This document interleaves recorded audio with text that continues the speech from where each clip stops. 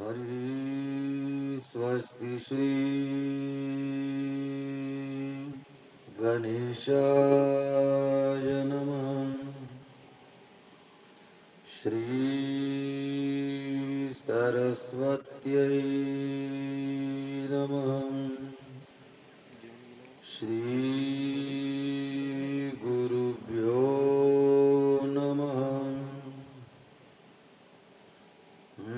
हरिलोकाभिरामं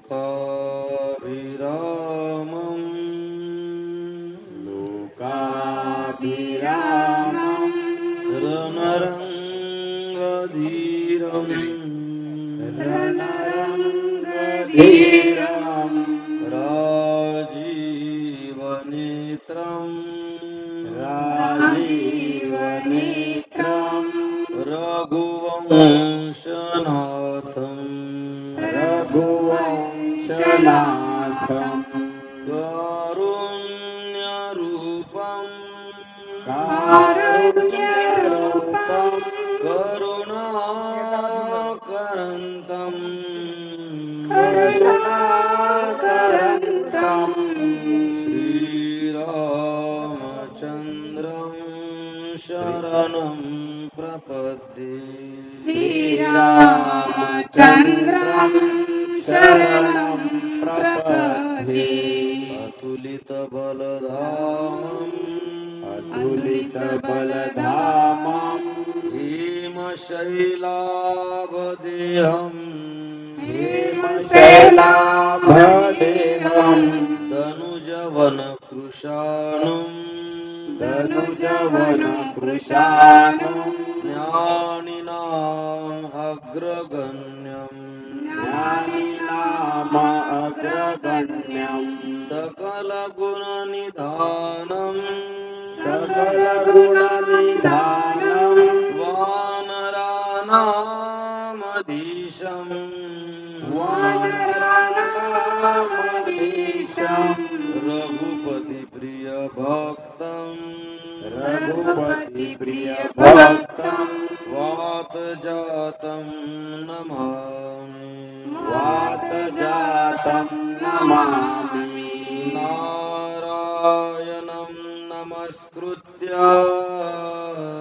नारायणं नमस्कृत्य नरं चैव नरोत्तमं नरं चैव नरोत्तमं देवीं सरस्वतीं व्यासं देवीं सरस्वती व्यासं ततो जयमुदीरये।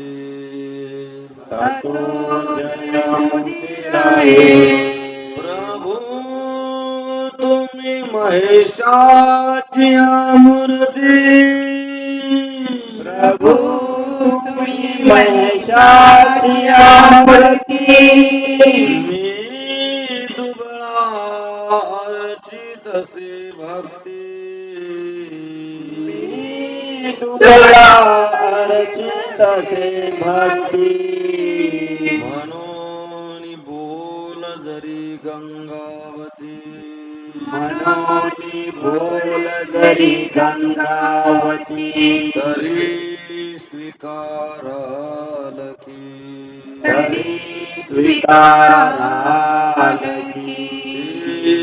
नमस्कारोनी आता, हे नमस्कारुणी आता, तुका म्हणे आता आपुल्या सायासे, तुका म्हणे आता आपल्या सायासे, तुका म्हणे आता आपुल्या सायासी, तुका म्हणे आता आपुल्या सायासी, तुका म्हणे आता आपुल्या सायासे, तुका म्हणे आता आपुल्या सायासे. सयासी तुका म्हणे आता आपुल्या सयासी तुका म्हणे आता आपुल्या सयासी अम्मा जगदीश सांभाळावे आम्हा जगदीशे सांभाळावे अम्मा जगदीश सांभाळावे आम्हा जगदीशे सांभाळावे गायनाचे उडे आपुलिया छंदे गायनाचे उडे आपुलिया छंदे गायनाची उडी आपुलिया छंदे गायनाची उडी आपुलिया छंदे सिया बलरामचंद्र भगवान की जय पवन सुत हनुमान की जय उमापति महादेव की जय बोलो रे भाई सब संतन की जय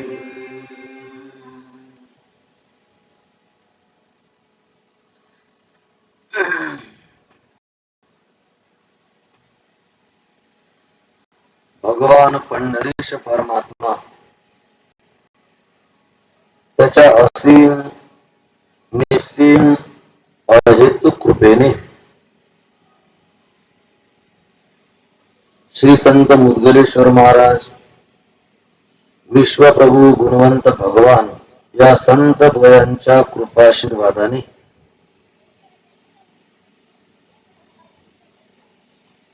अंबाडावासी गावकरी मंडळींच्या सहकार्यातून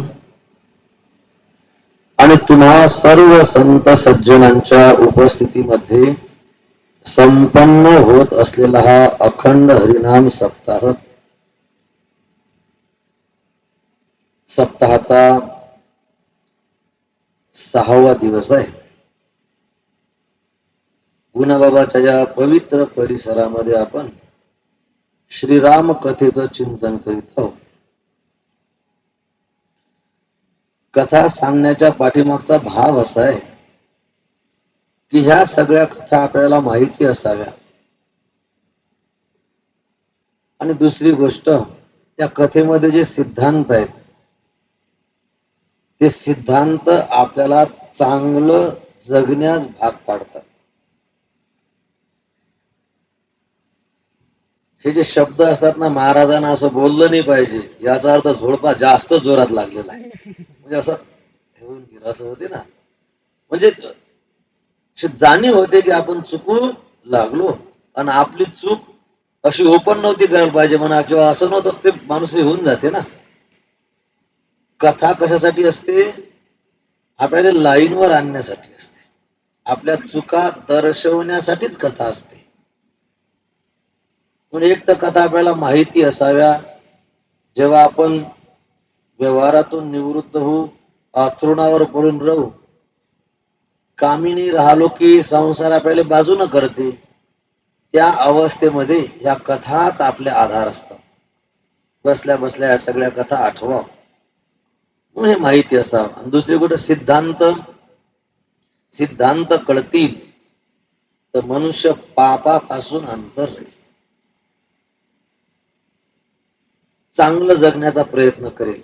आणि जरी चांगलं जगता आलं नाही, वाईट जगत असताना 1 मिनिटासाठी तो विचार करेल की आपण हे करू लागलो योग्य नाही, किंवा तुम्हाला संजू महाराजाचा चेहरा दिसेल.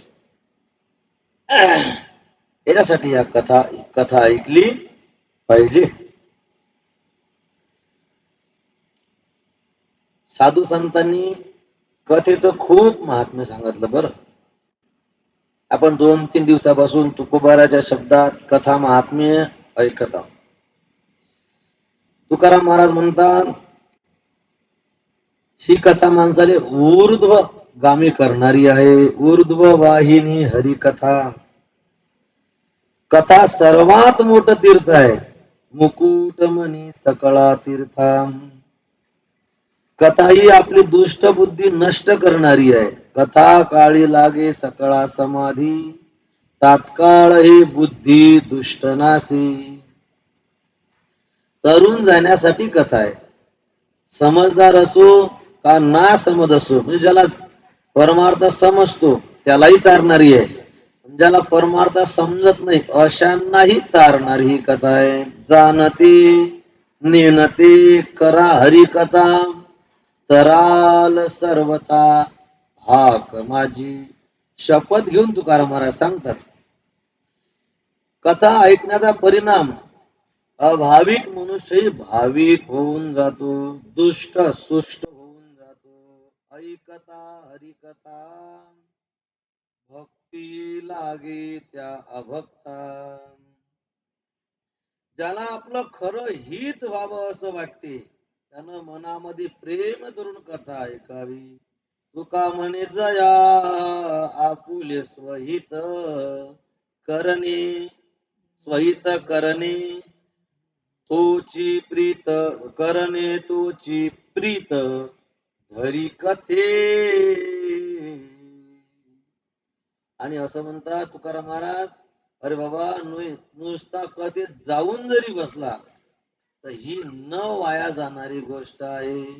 नवजी वाया काही ऐकता हरिकथा.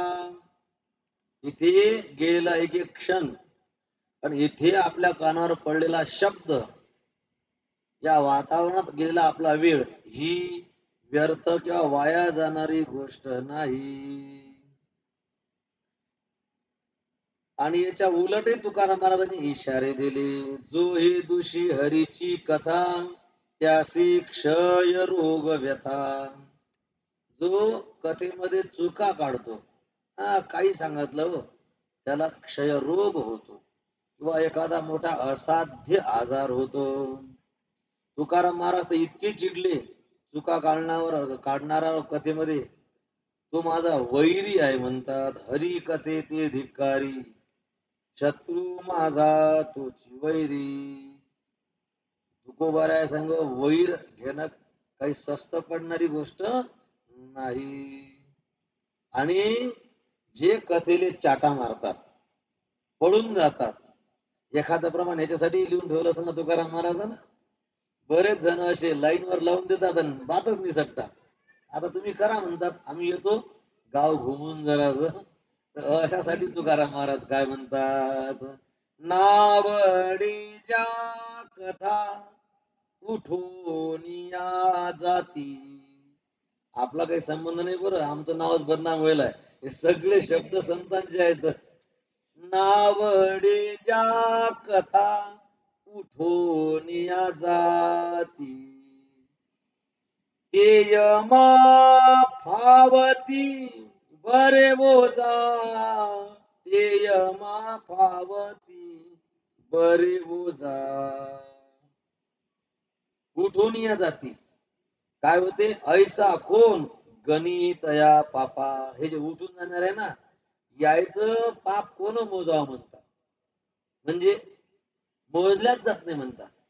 जे कथेले दांडी मारतात चाप्टरपणा करून निघून जातात किंवा कथेत जरासं अंग चोरून राहतात अंगाला धक्का लागला नाही पाहिजे असे जे असतात ना चाप्टर इतकं पाप होते म्हणतात की त्याचं पाप मोजल्या जात नाही. कथे उभा अंग राखेल जो कोणी ऐसा कोण गणी तया पापा. एक वर्ग असा आहे एकादशीच वर्णन असणाऱ्या अभंगात सांगितलेलं आहे की स्वतःही ऐकत नाही दुसऱ्याले ऐकू देत नाही. आपण न वजे हरी कीर्तना. स्वतः तर जातच नाही स्वतः ऐकत नाही आणि का वारी जाता कोणा.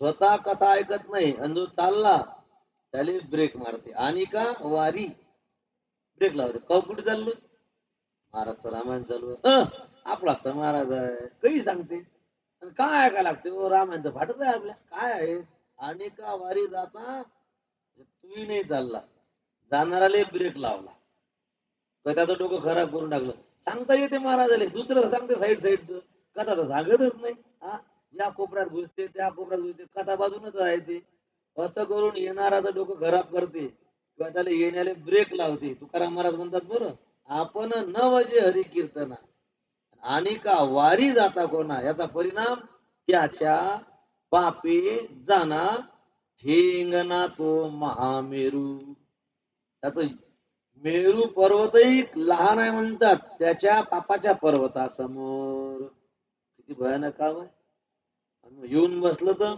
जळती दोषाचे डोंगर म्हणून कळो न कळो आवडो न आवडो सत्ता आहे ना आपलं येऊन बसावं इथे बसल्यावरच आपल्यात बदल होऊन जाईल आणि मोठ्या प्रेमानं नाही समजलं तरी पण मोठ्या प्रेमानं जीवानं हे जीवलवून ऐकावं इथे बसला ना त्याचा परिणाम त्या कथेचा काहीतरी अंश आपल्यात उतरून जातो हा बर किती किती जागेवर साधू संतांनी या कथेचं महात्म्य सांगितलेलं आहे म्हणून आपण सर्वजण भाग्यवान आहोत की दुसऱ्या जण लोकांसारखे आपले डोके काही खराब झाले नाही आपण या कथेमध्ये येऊन बसलो अशांना तुकाराम महाराज सदैव म्हणतात सदैव ज्या कथा काळी घडी श्रवण ज्या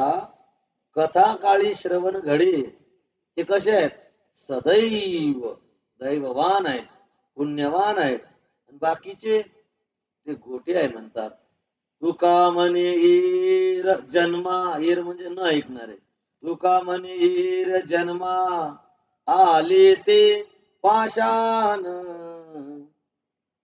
म्हणजे आपली किमान दगडा तरी गणती झाली नाही आणि कथा गोड आहेच बरं आता आपण ऐकू लागलो वेळ कळत नाही कथेमध्ये सांगण्याकरताही वेळ पुरत नाही तर ही कथा आपण ऐकावी सर्वांगानं आणि आपला फायदा करून देणारी ही कथा आहे आपली कथा आली होती सीता स्वयंवरापर्यंत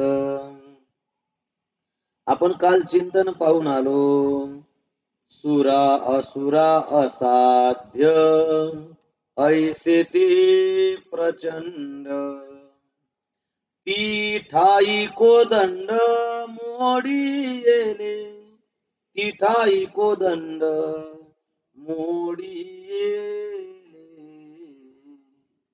कालच्या कथेमध्ये प्रभू रामचंद्रांनी आणि देवांना दानवांना असाध्य असं असणार ते प्रचंड शिवधनुष्य मोडलं म्हणतात किती खतरनाक होतं म्हणतात की रावणादी राजे आले थोर थोर त्यांचा उतरला नूर पाहताची रावणासारखे महाबलाढ्य राजे धनुष्य उचलण्यासाठी आले पण जेव्हा धनुष्य पाहिलं ना जेव्हा उचलण्याचा प्रयत्न केला ना तर त्यांचा पार नूर उतरला म्हणजे निस्तेज झाले त्यांना समजलं की ही आपल्या बसची गोष्ट नाही असं प्रचंड असणारं धनुष्य जे आहे राम प्रभूने मात्र सहज उचलून मोडलं आणि मग काय झालं धनुष्य मोडता बरोबर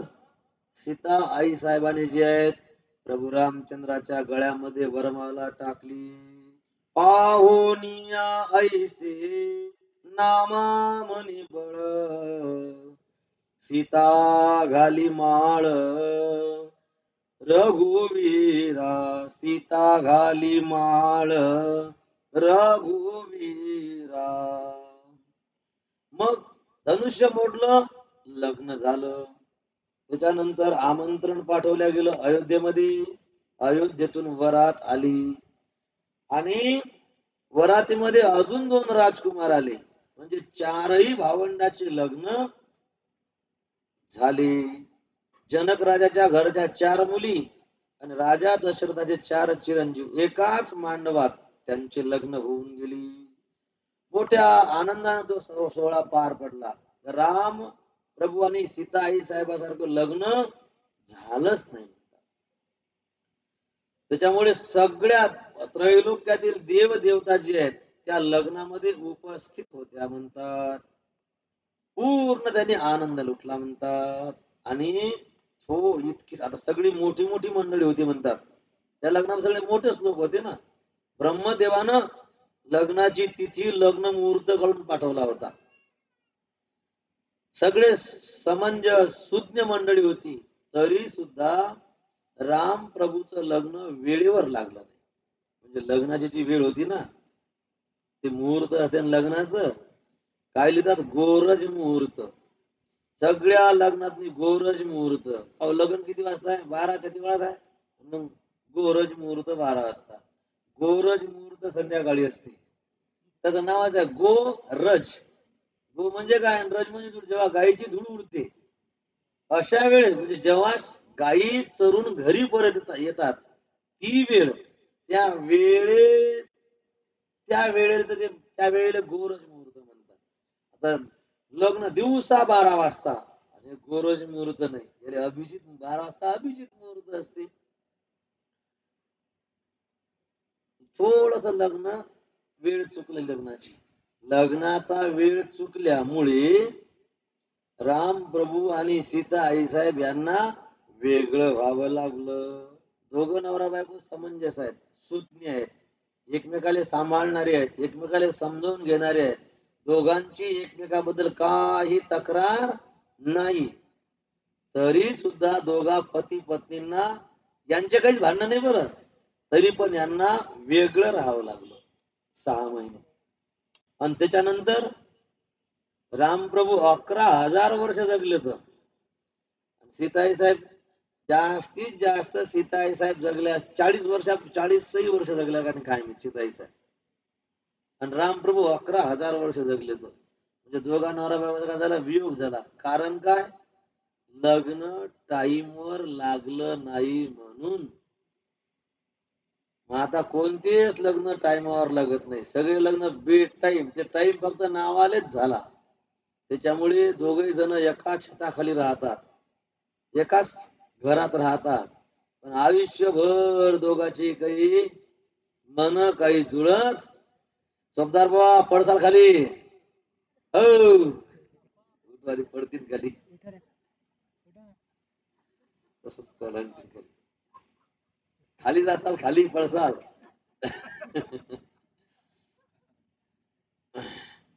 तर इतकं महत्व आहे. राम प्रभूचं मुहूर्त चुकलं, लग्नाचा वेळ टळली तर त्यांना सुद्धा त्याचा परिणाम भोगावा लागला.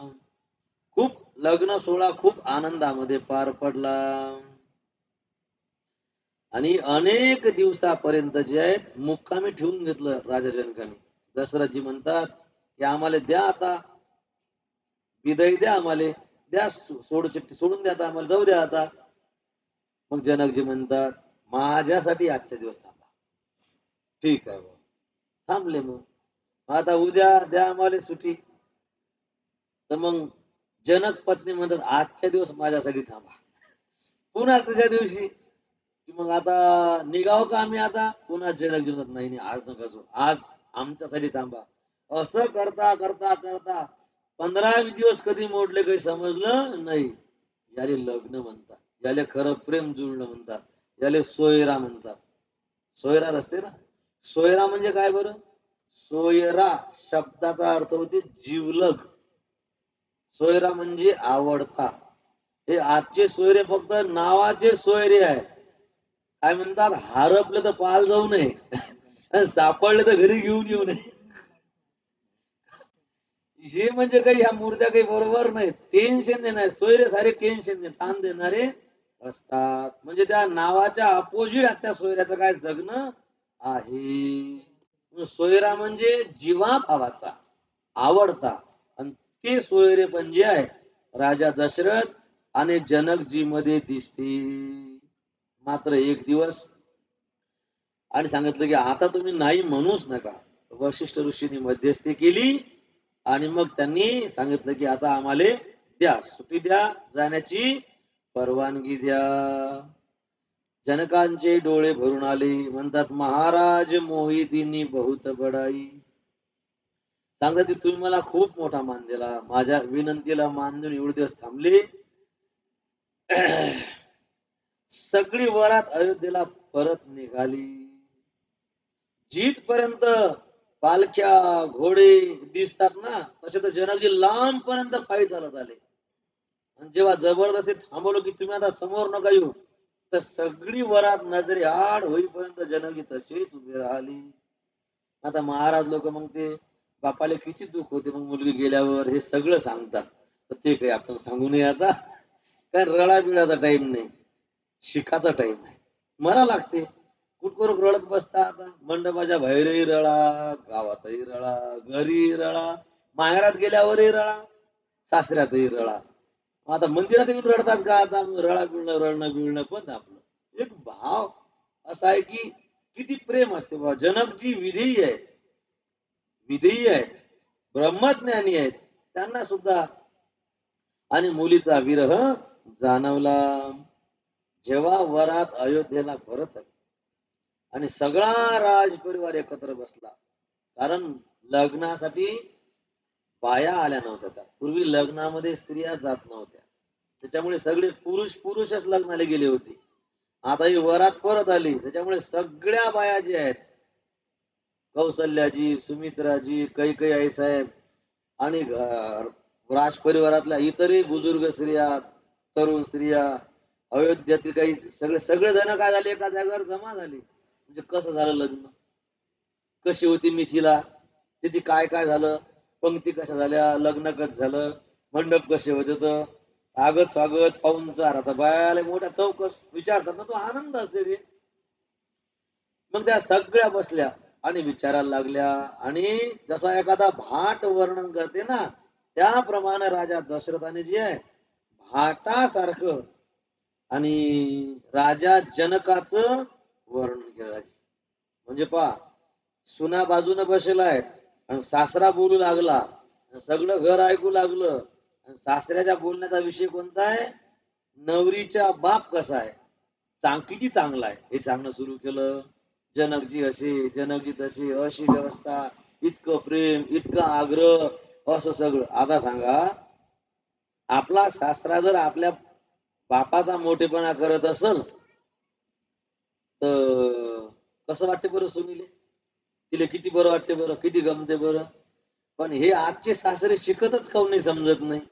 लग्न होऊन घरी येत नाही, हिचा बाप का झळाय का म्हणतात, प्यायला थंड पाणी नव्हतं, ते भाजी बेचव झालती, जावनाचा बरोबर नव्हता, बँड बरोबर सांगितलं नाही, गुंडा कमी त्याला. सांगा, ती बिचारी नवीन नवरीन, ती पहिलेच तर दुःखी असते आणि हे सार ऐकून तिच्या अंतकरणाचे तुकडे तुकडे होऊन जातात. ते म्हणजे थांबा जराशे काही दिवस, आता माझ खापात येणारा तुम्ही कुठे जाणारा, मग सांगतो की माया बाप तुम्ही सांगता हे कमी आहे, मग माया बाप कसा आहे, मी माय कशी आहे बरोबर दाखवतो तुम्हाला हात. मग अशा हात बीत दाखवायचं काम पडू नये. चांगलंच बोलाव आणि नाही बोला वाटलं मुक राव. चांगलं नाही, चांगलं बोलू नाही, नाही तर बोलूच नाही माणसानं, किंवा इज्जत तरी टिकून राहते. नवीन नवरी बिचारी तिला काही दुःखी करू नाही. हे पाहिजे रामायण सगळं शिकवती. बरीच रात्र झाली, सगळेजण आपापल्या महलामध्ये झोपण्यासाठी गेले. नवीन सुना त्यांची झोपण्याची व्यवस्था केली. त्याच्यानंतर लक्ष्मणजी, भरतजी, शत्रुघ्न हे आपापल्या महलामध्ये झोपण्यासाठी गेले. प्रभू रामचंद्र जेव्हा आपल्या महलात अंग टाकतात, तेव्हा तीनही माता, कौसल्याजी, सुमित्रा आईसाहेब आणि कैकेयी जे आहेत, राम प्रभूच्या महलात येऊन राम प्रभूच्या पलंगावर बसतात. तिन्ही माता तिघीच एक पायापाशी बसली, एक उशापाशी बसली. कौसल्या आई साहेब रामाच्या डोक्यावरून हात फिरवतात. सुमित्रा आई साहेब प्रभू रामचंद्राच्या पायावरून हात फिरवतात. तिघी जणी बसलेल्या आहेत. आता तिन्ही माता आणि प्रभू रामचंद्र अंग टाकलेले आहेत. मग कौसल्या आई साहेब राम प्रभूच्या डोक्यावरून हात फिरवत असताना म्हणाल्या, रामा काय मा, एक गोष्ट विचारू? विचार ना.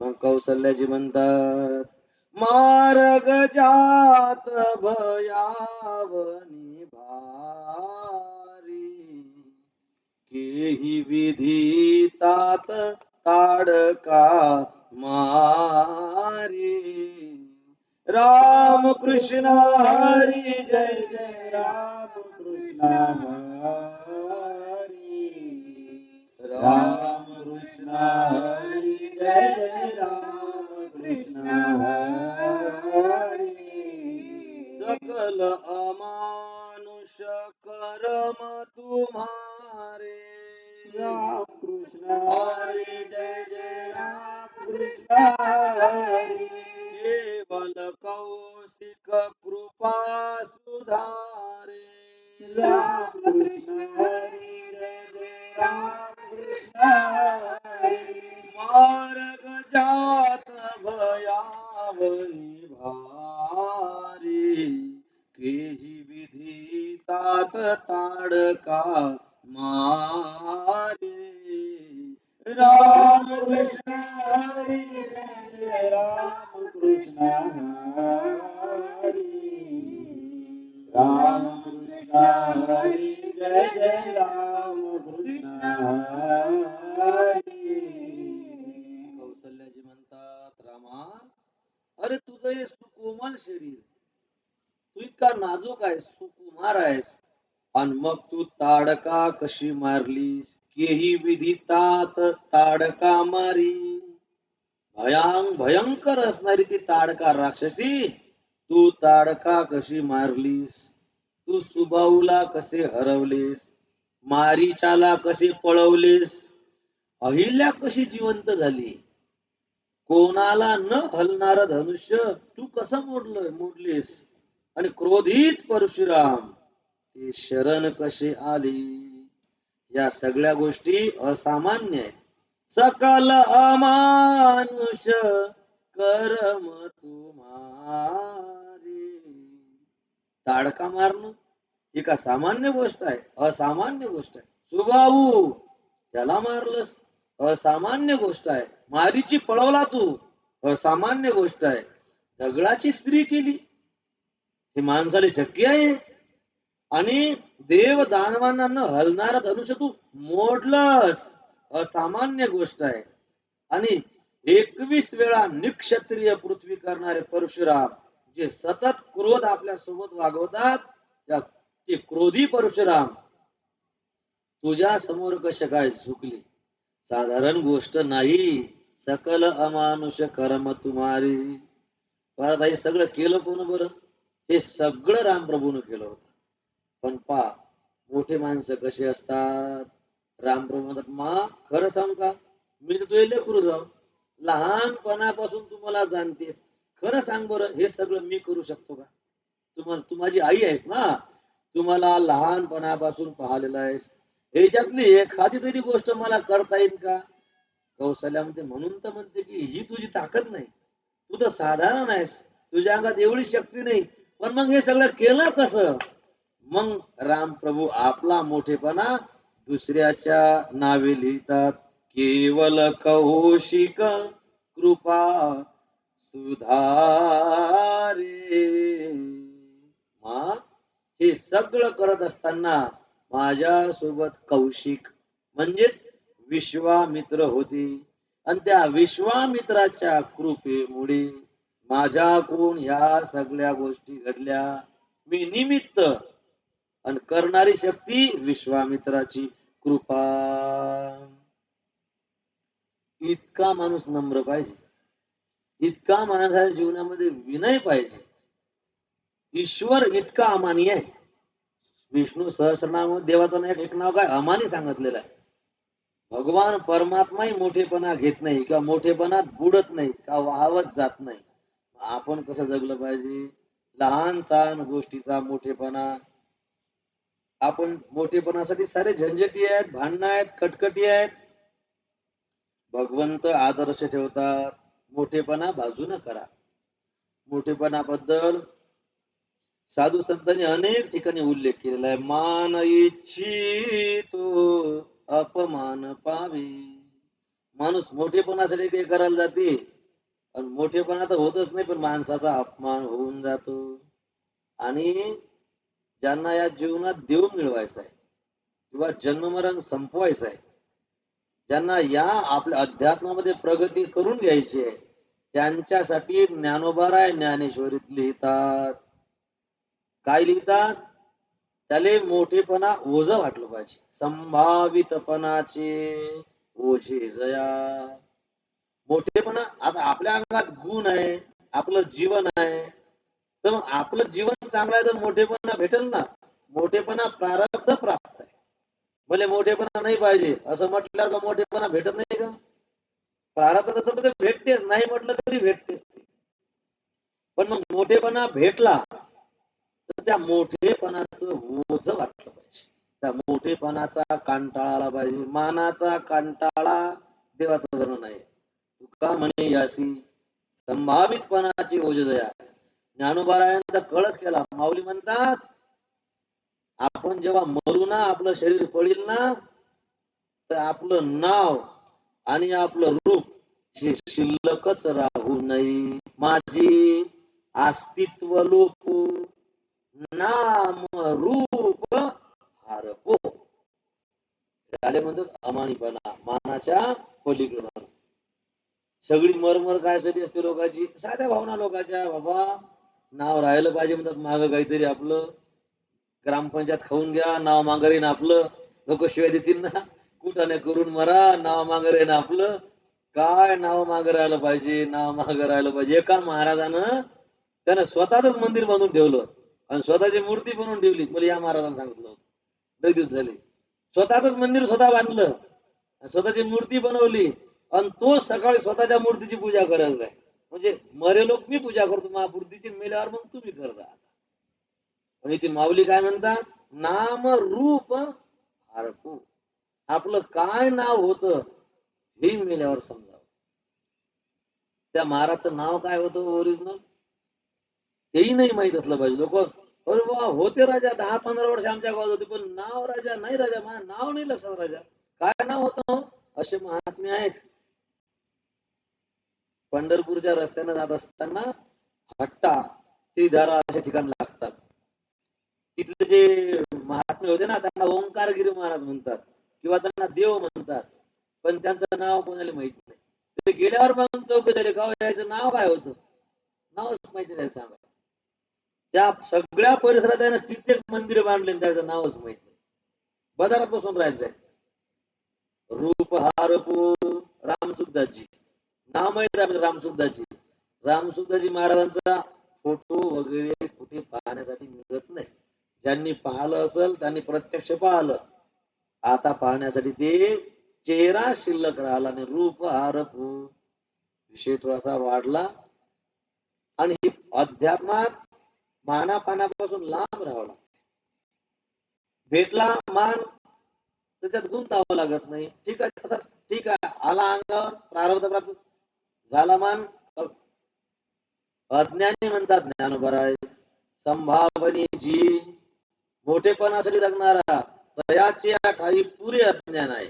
मानाची वाट पाहे जिथे जाईल ती मानाची अपेक्षा करते. तयाची ठाई पुरे अज्ञान आहे आणि सत्कारे होय तो शुजया. कुठे मान सन्मान सत्कार झाला आणि त्याला त्याची छाती भुकते. पाहिलं का ना, महाराजांनी माझं नाव घेतलं. पाहिलं का महाराज मला कसे बोलतात. पाहिलं का माहिती किती माझी केवढी इमेज आहे. असं मानणारा जगणारा 100% अज्ञानी आहे. ज्ञानेश्वर महाराज म्हणतात, तर या यादीत आपलं नाव लिहू नये. मानाची इच्छा नाही. केवळ एक राम प्रभू मोठेपणा घेत नाही. म्हणतात की केवळ कौशिक कृपा सुधारे. विश्वामित्र जे आहेत वराती सोबत परत आले होते. मग आता विश्वामित्र आपल्या आश्रमात जाण्याची आज्ञा मागतात. विश्वामित्रामुळे जे आहेत राम प्रभू जगामध्ये प्रगट झाले होते. कारण राम प्रभूला कोण ओळखत होतं, पण आज विश्वामित्र जेव्हा राम लक्ष्मणाला नेण्यासाठी आले आणि आता त्रैलोक्य राम प्रभूला ओळखायला लागलं. हे सगळे उपकार कोणाचे? विश्वामित्राचे. म्हणून दशरथजी आग्रह करून थांबवून घेतात, रोज आज्ञा मागतात, पण रामप्रभूच्या विनयापुढे थांबून जातात. जगाचा नियम आहे, संत दुःख देतात पण असंतही दुःख देतात. या जगात काही संत आहेत, काही असंत आहेत. संतही दुःख देतात, असंतही दुःख देतात. फक्त संत जेव्हा निघून जातात तेव्हा दुःख होते, आणि असंत जेव्हा आपल्या घरात येतात तेव्हा दुःख होते. संत दुःख काय होते? संत सेवा करण्याची संधी देत नाहीत म्हणून दुःख होते. पण असंताच्या इतक्या इच्छा असतात, इतक्या इच्छा असतात की त्यांच्या इच्छा पूर्ण करता करता मनुष्य नाकीनऊ येते आणि दुःखी होते.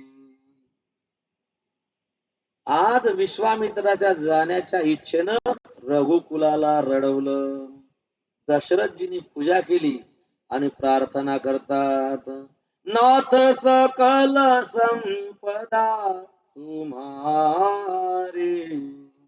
मै सेवक समेत सुतनारी. सांगितलं, प्रभू हे सगळं तुमचं आहे. मी म्हातारा झालो आता, न जाणो कोण्या दिवशी सुट्टी घ्या लागल, म्हणून तुम्ही माझ्या मुलांना आशीर्वाद देण्यासाठी येत जात राहा. विश्वामित्र निघाले. काय जीवन असेल साधूचं सांगा बरं. विश्वामित्र पैदल आले होते आणि पैदलच गेले. आता येताना काही साधन नव्हतं त्याला समजा, मग आता घरून कोणाला चालले होते? तर एका सम्राटाच्या घरून चालले होते. हत्ती, घोडा, रथ, पालखी काही ना काही घेऊन तर बसून जावं लागत होतं ना. नाही नाही, जसे आले तसेच परत गेले. याला साधू असं म्हणतात. आजचे साधू तिकून रिकाम्या पिशव्या घेऊन जातात आणि तिकून सोबत नेलेल्या पिशव्या भरून आणतात. तिच्यात जागा पुरत नाही म्हणून तिथले कट्टे, दुसऱ्या काही पिशव्या सगळ्या टाचून ऑटो घेऊन घरी येतात. काय सांगते, या ठिकाणी विश्वामित्र जसे गेले, जसे आले होते तसेच गेले. पैदल आले, पैदल गेले. बिना पिशवीचे आले, बिना पिशवीचे गेले. शरयू नदीपर्यंत सगळा राज परिवार पाठीमाग आला. सर्वांना आशीर्वाद देऊन निघाले. रामापासून वेगळं होण्याची इच्छा नाही. विश्वामित्र परत परत माग फिरून पाहतात, राम दर्शन करतात. विश्वामित्र जोपर्यंत डोळ्यांना दिसत होते ना, सगळा राज परिवार उभा राहिला. विश्वामित्र रस्त्यावर निघाले. रस्त्यावर जात असताना डोक्यामध्ये चिंतन तेच, रामाचं स्वरूप आठवतात, लक्ष्मणाचं समर्पण आठवतात, या सगळ्या भावाचं प्रेम आठवतात, दशरथाचा भाव आठवतात, राण्यांनी केलेला पाहुणचार आठवतात. आणि या सगळ्याचं चिंतन करत करत त्यांनी आपला आश्रम जवळ केला आणि या ठिकाणी बालकांड संपलं. बालकांडाचा, हे बालकांड जर श्रवण केलं त्याचं फल काय सांगितलं? भगवंताविषयी आपल्या मनात प्रेम निर्माण होती, हे बालकांड ऐकल्याच्या नंतर. आणि प्रभू राम, त्या दिवशी मी सांगायचं भुलून गेलो गडबडीतनी, प्रभू रामचंद्राची जी जन्मकथा आहे, जन्म प्रसंगाचं जर आपण चिंतन केलं, ते सांगितलं किंवा ऐकलं, तर मनुष्य या भवसागराच्या पार होऊन जातो. तेन परही यह चरित जे गावई, तेन परही भवकूपा. ह्या ज्या प्रत्येक कथेचं वेगवेगळं फल आहे. भागवतामध्ये ज्या कथा आहेत ना, त्या कथा ऐकत असताना पुतणेची कथा ऐकली त्याचं फल काय, चौरेलीला ऐकली त्याचं फल काय, कालिया मर्दन ऐकलं त्याचं, सगळ्या कथेचे फल सांगितलेले. या कथा निष्फल नाही आहेत, माणसाला फल देणाऱ्या आहेत. तर या ठिकाणी अयोध्या कांड संपलं, बालकांड संपलं. आता अयोध्या कांडाला सुरुवात होणार आहे.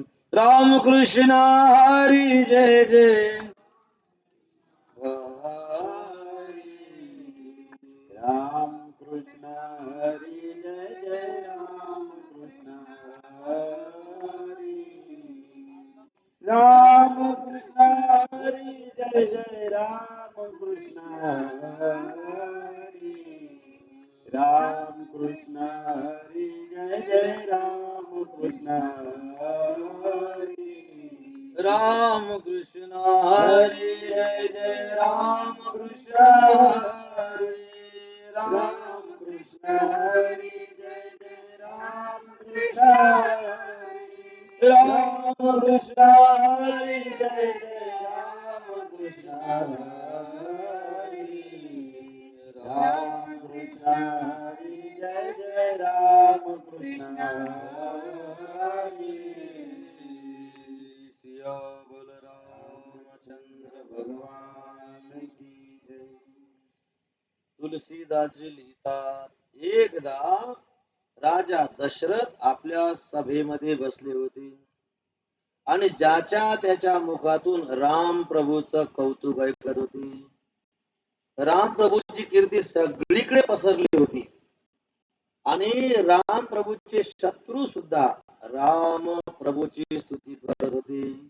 आणि हे सगळं ऐकून जे आहे, या सगळ्या गोष्टी पुन्हा पुन्हा ऐकत ऐकता ऐकता ऐकून राजा दशरथ गदगद होत होते. एक समय हरी एक समय सब सहित समाजा राजसभा रघुराज विराजा राम कृष्ण हरी जय राम कृष्ण हरी राम कृष्ण हरी जय राम कृष्ण हरी राय सुभाय मुकुर करलीना बदनु बिलोकी मुकुट समकीना राम कृष्ण हरी जय राम कृष्ण हरी राम कृष्ण हरी जय राम कृष्ण हरी श्रवण समीप भय सित केशा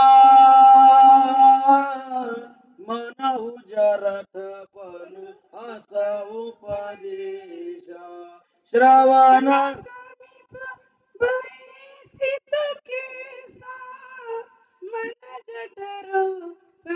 हस उपदेशा राम कृष्ण हरी जय राम कृष्ण हरी राम कृष्ण हरी जय राम कृष्ण हरी सिया बलरामचंद्र भगवान की जय तुलसीदासजी लिहितात, एक समय सब सहित समाजा राजसभा रघुराज विराजा.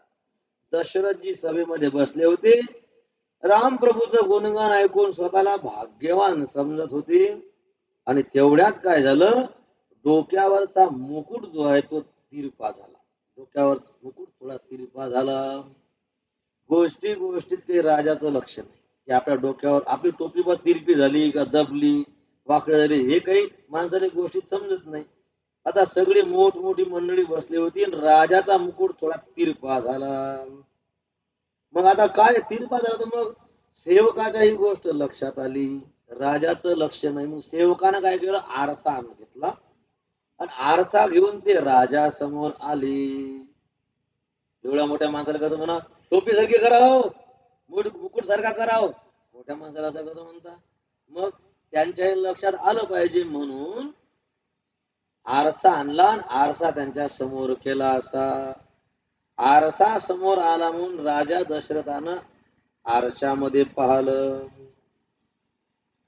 आणि त्यांच्या लक्षात आलं की आपल्या डोक्यावरचा मुकुट तिरपा झालेला आहे. आरशात पाहून त्यांनी मुकुट सरळ केला. राय सुभाय मुकुर करलिना बदन बिलोकी मुकुट सम किना. म्हणजे आरसा, डोक्यावरचा मुकुट सरळ केला. काय केलं आरशानं, बोला. आरसा जर दाखवला नसता सेवकांनी तर राजा दशरथाला मुकुट तिरपा झाला असं समजलं असतं का? नाही.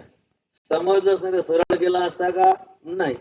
मग मुकुट सरळ केला, याला कारण कोण आहे? याला कारण कोण आहे? आरसा. आलं लक्षात? आरशात पाहिल्यामुळे मुकुट सरळ केला. तसं आरशात पाहत चला. आरशात पाहिल्याशिवाय आपले अवगुण दिसणार नाही. आरशात पाहिल्याशिवाय आपले दोष दिसणार नाही. कोणता असा आरसा आहे की आपले अवगुण दिसतील? ज्ञानेश्वरी हा आरसा आहे. तुकोबारायची गाथा हा आरसा आहे. रामकथा, भागवत कथा हे सगळे आरसे आहेत. या आरशात पहा आणि या आरशात पाहता बरोबर आपला मुकुट जो आहे म्हणजे आपलं जीवन त्या आरशामध्ये दिसते आणि काय व्यवस्थित आहे काय बिघडलं हे लक्षात येते. होते असं आपण काही आयुष्यभर आरशात पाहत नाही, त्याच्यामुळे तिरपे झालेले मुकुट काही दिसलेच नाही. समजलं तर सर्ग करायला काही प्रश्न राहिला नाही. पण एखाद्या वेळेस मग माझ्यासारख्या महाराजांना जर आरसा समोर आणला की पाहून घ्या एकदा, म्हणजे आरसाच बरोबर नाही म्हणतात, असं मायत रंगरूपवर आहे म्हणतात. ते आरसाच लेखाचा धड नाही म्हणतात. लक्षात दिलं तुमच्या काही? एक म्हातारी जग म्हातारी जत्रा भरली होती, जत्रेत गेली. आता कीर्तनकारी दृष्टांत सांगतात. जत्रेत गेली ती आधी जवळ 60-70 वर्षाची म्हातारी होती ना, आरसा नव्हता घेऊन आरसा घ्यायसाठी गेली. घरी परिस्थिती विचारलं, बाबा रे केवढ्याचा आरसा? मग आता 2025 सुरू झाला. आता सांगितलं, आजी आरसा 100 रुपयाचा आहे, लहान घेशील तर 50 रुपयाचा आहे. हा 100चा, हा 50चा, मग 200चा आहे. आता घरात लयच मोठमोठे आरसे झाले, ते दाखवला, पण हा जरा जास्त महाग आहे. मग तिनं काय केलं, 50 वाला घेऊन तोंड पाहिलं, ठेवून दिला. 100 वाला घेऊन तोंड पाहिलं, ठेवून दिला. तिनं 5000 वाला पाहिला, ठेवून दिला. म्हणजे काही कमी जास्त, ते शब्दच आहे कमी जास्त. त्याचा अर्थ असते की कमी. शब्द जास्त आहे पण त्याचा अर्थ काय? कमी. काही कमी जास्त. ते म्हणे, आजी आता जाऊ दे, आता बोनी आहे, तू आता मागू लागली तर मग कोणता पाहिजे? म्हणे हे पाहिजे 100 वाला. असं कर, ते 90 रुपये दे. ठीक आहे. बापा 90 म्हणे, ठीक आहे 5 अजून कमी दे, 85 दे. लय माग होते म्हणे. आमच्या काळात म्हणे, मी जे लहान होती ना म्हणे, ते म्हणे रुपयात आरसा भेटत आहे म्हणे. मी लहान होती, रुपयात आरसा भेटत आहे. आणि आरसे किती चांगले होते म्हणे, त्या आरशात तोंडही चांगलं दिसत आहे. 1 रुपयाचा आरसा आणि तोंड पाहून घ्या अर्धा तास, असं तोंड असे म्हणे. तुझ्या आरसा इतका महाग आहे, थोबाळही सुद्धा दिसत नाही म्हणे. दुकानदार म्हणे, आजी आरशात काही बिघाड नाही, बिघाड तुझ्या थोबाळात व्हायला. आरसा तुझ्या लहानपणात होता तसाच आहे, आरसा बदलला नाही. बदललं काय? हे ग्रंथ बदलले नाहीत. हे ग्रंथ जसेच्या तसेच आहेत. बदललो बिघडलो आपण. आणि मग हे ग्रंथ, हे ओव्या अभंगरूपी आरसे जे उभे राहतात ना, तर ते काही सांगते महाराज. असं कुठे असते का? अरे बुवा काही सांगते नाही, आरसे बरोबरच आहे. बिघडलं कोण? आलं लक्षात? आरसा पाहायला पाहिजे. आरसा कोणाला दाखवावं नाही बरं. आरसा आपण पाहू. आपल्याला आरसे दाखवायची सवय लागली.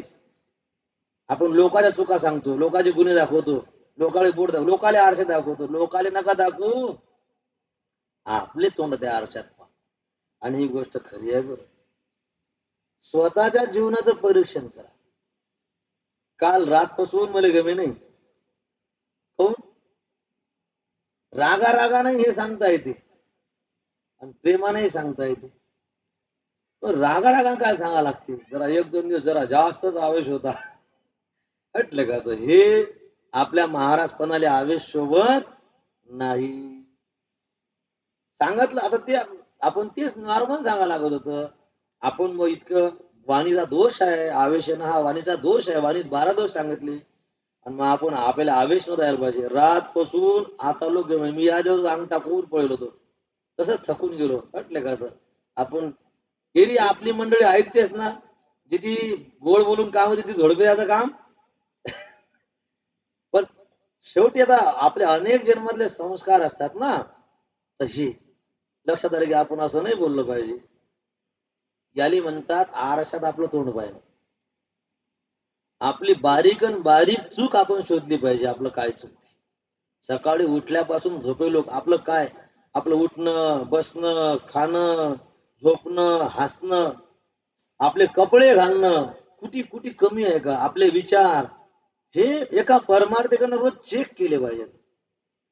अध्यात्मात म्हणून असा थोडी समोर जाते काही, आणि नुसते तपासायचे नाही तर हे योग्य नाही, तर हे गेलं पाहिजे. समजल्यावरही ते काही दिवस जात नसते. इतकं सोपं असते का डाग काढणं, जात नसते ते. पण याची काही गरज नाही आपल्या जीवनात. देव मिळवासाठी काही आवेशाची गरज नाही.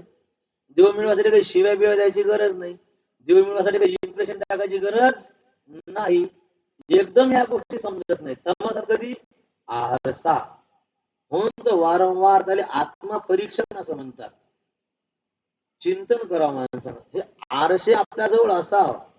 दुसऱ्याने आरसा दाखवायचं कामच करू नये. आपल्या उणिवा, आपल्या चुका आपल्याला समजल्या पाहिजे. आपल्यापेक्षा काही जास्त वेळ नाही. तर आता आरसा लय लांबलचक झाला. विषय चालला की राजा दशरथाने आरसा पाहला, स्वतःचा चेहरा आरशात पाहला. त्याच्यामुळे त्यांना आपल्या डोक्यावरचा मुकुट तिरपा झालेला दिसला आणि मग त्यांनी तो सरळ केला. आलं लक्षात? पण जेव्हा ते मुकुट सरळ करायला लागले त्यावेळेस श्रवण समीप भये सीत केशा मनहु जरठपनु अस उपदेशा. राम कृष्ण हरी जय जय राम कृष्ण हरी. राम कृष्ण हरी जय जय राम कृष्ण हरी. प्रभु रामचंद्र भगवान की जय. आरशात पाहून मुकुट सरळ करत असताना राजाचं लक्ष कानाजवळ गेलं आणि त्या कानाजवळ जे 2-3 केस पांढरे झाले होते. श्रवण म्हणजे कान, श्रवण समीप म्हणजे जवळ, कानाजवळ, भय म्हणजे झाले काय, सीत केशा, केश सीत म्हणजे पांढरे, कानाजवळ केस पांढरे झालेले दिसले. बाकी सगळ्या डोक्यावर कोणता शॅम्पू लावतात काय मी त्याला दशरथ. 60,000 वर्षाचं वय होतं आणि 2-4 केस फक्त कानापाशी पांढरे झाले होते. म्हणजे पुरे कसं काय होते काळे बोल तिथं तिसी पार होत नाही तर पांढरे होणं सुरू होतात. आजच्या खाण्यापिण्याचा तो परिणाम आहे. आता कोणाचेही केस पांढरे होतात, पण तेव्हा कानाजवळचे केस पांढरे झालेले दिसले आणि मग कानाजवळचे केस पांढरे पाहून त्यांनी विचार केला की आता आपण म्हातारे झालो. तुकाराम महाराजांनी ही गोष्ट आपल्या अभंगामध्ये मांडलेली आहे. जरा कर्ण मुळे जरा कर्ण मुळी सांगू आली गोष्टी. जरा म्हणजे म्हातारपण, जरा कर्ण मुळी सांगू आली गोष्टी. हे पांढरे कसं सांगतात की म्हातारपण आलं म्हणून. जरा आली, म्हातारपण सांगतात एक पांढरे केस. मृत्याची भेटी जवळी आली. हे म्हातारपण सांगते. काय सांगते? मरण जवळ आलं. बरं, जेव्हा म्हातारपण येते ना तर मरणाचा निरोप घेऊन येते. आलं बरं जवळ आता. जरा कर्णमुडी सांगू आली गोष्टी, मृत्याची भेटी जवळी आली. म्हातारपण सांगते की मरण जवळ आहे. बरं, मग म्हणून बापा बाबा मरणला काय जवळ, बापा बापा बाबा काम तर लय राहिले म्हणतात. अजून लायण्याचं लग्न राहिलं, मोठ्याचं घर बांधणं राहिलं, पोरीचा पोरगा पाहत म्हणजे नातवाचं मुख तोंड पाहायचं राहिलं, त्या शेजाऱ्याचा नंबर विकत घ्यायचा राहिला आणि इकडे तर म्हातारपण आलं. याचा अर्थ असा होते का म्हातारपण आलं, मरणाचा निरोप सोबत घेऊन आले, याचा अर्थ की बस कर आता, आता माझ्या मना होई सावधान. ओम पुण्याची जाण कार्यसिद्धी. निवृत्त पांढरे केस पाहिले आणि पांढरे केस पाहता बरोबर राजा दशरथांच्या लक्षात आलं की आपण म्हातारं झालो आता आपण निवृत्ती घेतली पाहिजे. ऐके वसिष्ठ विशेषज्ञा ममांगी बाणली वार्धक्य संज्ञा. वशिष्ठ ऋषी बसले होते, सांगितलं गुरुजी काय मी म्हातारा झालो म्हणे. केस पांढरे झाले ना, म्हातारा झालो. मग म्हातारा झालो म्हणजे मग आता या राजसिंहासनावर बसण्याचा माझा अधिकार राहिला नाही. मला असं वाटते की आता निवृत्ती घ्यावी, बस झालं आता. मग या आसनावर याच्यावर आता उद्या रामाले बसू आपण. प्रातकाळी श्री रघुनाथ अभिसिंचने हा निष्ठितार्थ गरजोनी बोले दशरथ तिने समस्त आल्हादले. सांगितलं की आता उद्या सकाळी या आसनावर रामाला बसू, रामाचा राज्याभिषेक करू. निवृत्ती घेतली. पहा बरं, जास्त माणसाला आयुष्य नाही बरं. माणसानं निवृत्ती घेतली पाहिजे. माणसानं बाजूला निघलं. निवृत्ती म्हणजे काय? बस झालं. निवृत्ती म्हणजे काय? बस झालं. माणूस मरेल लोक अरे बस झालं असं वाटतच नाही. मेल्यावर कंबरीच्या चाब्या सोडून घ्यायला लागतात. मेल्याच्या नंतर अंगठे घ्यायला लागतात. किती आपद आहे सांगा बरं. माणूस निवृत्ती घ्यायला तयारच नाही. मेल्यावर बायाच्या गळ्यातल्या पोथी, हातातल्या अंगठ्या, हातातल्या बांगड्या काढून घ्यायला लागतात. मराच्या आवर काढून द्यायच्या असत्या त्या.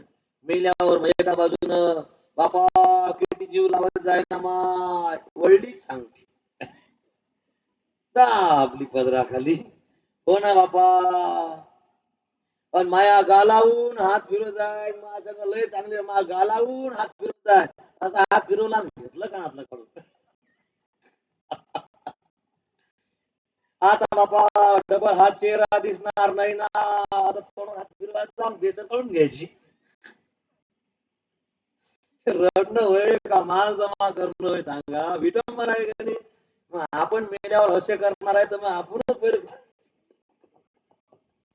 बापा निवृत्ती सोडून द्यावं, बस झालं. त्याला विरक्ती म्हणतात, वैराग्य म्हणतात. तुम्हाला खरं सांगा, एक वय झाल्यावर माणसानं कीर्तनही करू नये. कीर्तन हे आता हे कसं आहे, शब्द ज्ञान आहे. हे यानं लोकाले घुमवायचं, लोकाले बसून ठेवायचं. ही कला आहे का नाही. ही कला आहे. हे मरे लोक करायची नाही. नाही नाही, एका वयापर्यंत करा. आपल्यापाशी दिवस कमी राहिले, मग आयुष्यभर जे आपण लोकांना सांगितलं किंवा लोकांना सांगण्याच्या निमित्तानं आपण आयुष्यभर जे वाचलं, म्हातारपणात सगळा वेळ त्याच्या चिंतनात ते करण्यात घालवा. बस झालं. 55-60 वर्षापर्यंत भागवत रामायण कीर्तन करणं. बाबाले उभं राहणं होत नाही तर बाबामध्ये खुर्ची पाहिजे, बसून कीर्तन करतो. हा, साधू संतांनी रिटायरमेंट घेऊ नये. जे संत आहेत, साधू आहेत, त्यांच्या शब्दाची गरज आहे. त्यांनी झोपूनही कीर्तन करावं, कारण त्यांचे शब्द प्रभावी असतात. पण जे माझ्यासारखे कलाकार आहेत, बोलण्यात पटाईत आहेत, यांनी मरेपर्यंत हे धंदे निवृत्ती. मग कीर्तनकारानं निवृत्त झालं पाहिजे. तर मग आता संसारिकानं वावरात जाणं, हे कबाळे करणं, पैसे वाटणं, दुकानायनं बसणं, नाही नाही. निवृत्ती बस झालं. एका वयात सगळं करावं लागत असते. ते मुलं कळते झाली, समजदार झाली. आता आपण मरावं लागणार आहे आणि हे करू लागलो हे सोबत येणार नाही. त्याच्यामुळे सगळा वेळ पुण्य संपादन करण्यात घालवला पाहिजे. 4 घरात लहान लहान लेकरं आहेत, बायको आहे, एवढा मोठा व्याप आहे, हानिंगला भयंग आले. बजेट बसेल का कसं होईल लेकरा बिकराचं. याचा अर्थ करू नये बाबा महाराज बरं झालं तुम्ही सांगितलं म्हणजे असं नाही बरं याचा अर्थ. पण सगळा वेळ म्हणून देऊ शकत नाही.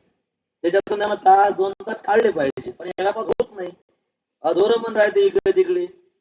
मग आता आयुष्यभर आपल्याकडून व्यवस्थित घडलं नाही तर उतरतं वय कायसाठी आहे. लेकरापाशी देऊन टाका आणि बस आपण 24 तास ते करण्यासाठी निवृत्ती घ्या. बरे लोक सत्य करत फिरू नये बरं. काही गरजच नाही ना काही कशासाठी. जन्म पुन्हा नाही आहे. देवाची कृपा आपल्या गळ्यात माळ पडली, देवाची कृपा आपल्याला देवानं हिच्यात नाही आणून सोडलं या वातावरणात. आपल्याला गाता येते, वाजवता येते, पारायण करता येतात, आपल्याला बोलता येते. केलं आयुष्यभर उतरत्या वयात शांत बसून ते सगळं करायचं. आजपर्यंत माहित होतं असं करावं, आता ते प्रॅक्टिकल करण्यात वेळ घालवावं. निवृत्ती. दशरथ राजे शिकवतात निवृत्ती.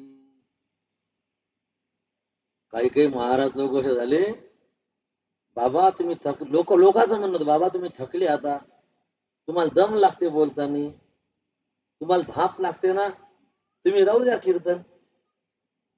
तुमचे चिरंजीव चांगले बोलतात ना, त्यांना संधी द्या. मरे लोक मीच म्हणतात. नाही नाही नाही नाही, मरे लोक सोडतच नाहीत जागा. काय हा संसार, हे म्हणजे परमार्थाचाही भयानक आहे. हे संसाराचा एक प्रकारचा, हे आसक्तीचा कीर्तन प्रवचन भागवत करायची सुटत नाही. माझे मरे लोक मीच. मी आमचे गुरु महाराज पाहिले, फक्त अधिकारी साधू होते तर मोठे, त्यांनी ते असतानाच आपला हे सगळं सोडून दिलं. एकादशीले प्रवचन करायचे, दर एकादशीले 1000 लोक यायचे. तर शरीर सुटायच्या काही वर्ष अगोदर दुसरे महाराज बसून दिले स्टेजवर, तुम्ही प्रवचन करत जा. आता साधूचे शब्द आणि कलाकाराचे शब्द फरक पडतेच ना. लोकांना ते आवडायचं नाही प्रवचन, पण तरी लोक यायचे. आणि मग बाबाचं दर्शन होते, मग हे प्रवचन ऐकणं होते. साधूचं दर्शन घडते ना. आणि मग कधी कधी आमचे गुरु महाराज पाहिजे की यायचे फोटो बिटो काही भरत नाही, तर हे प्रवचन ऐकून असे एखाद्या एकादशीले ते म्हणायचे, 1 तास तुम्ही बोला, 15 मिनिटं मला ठेवा.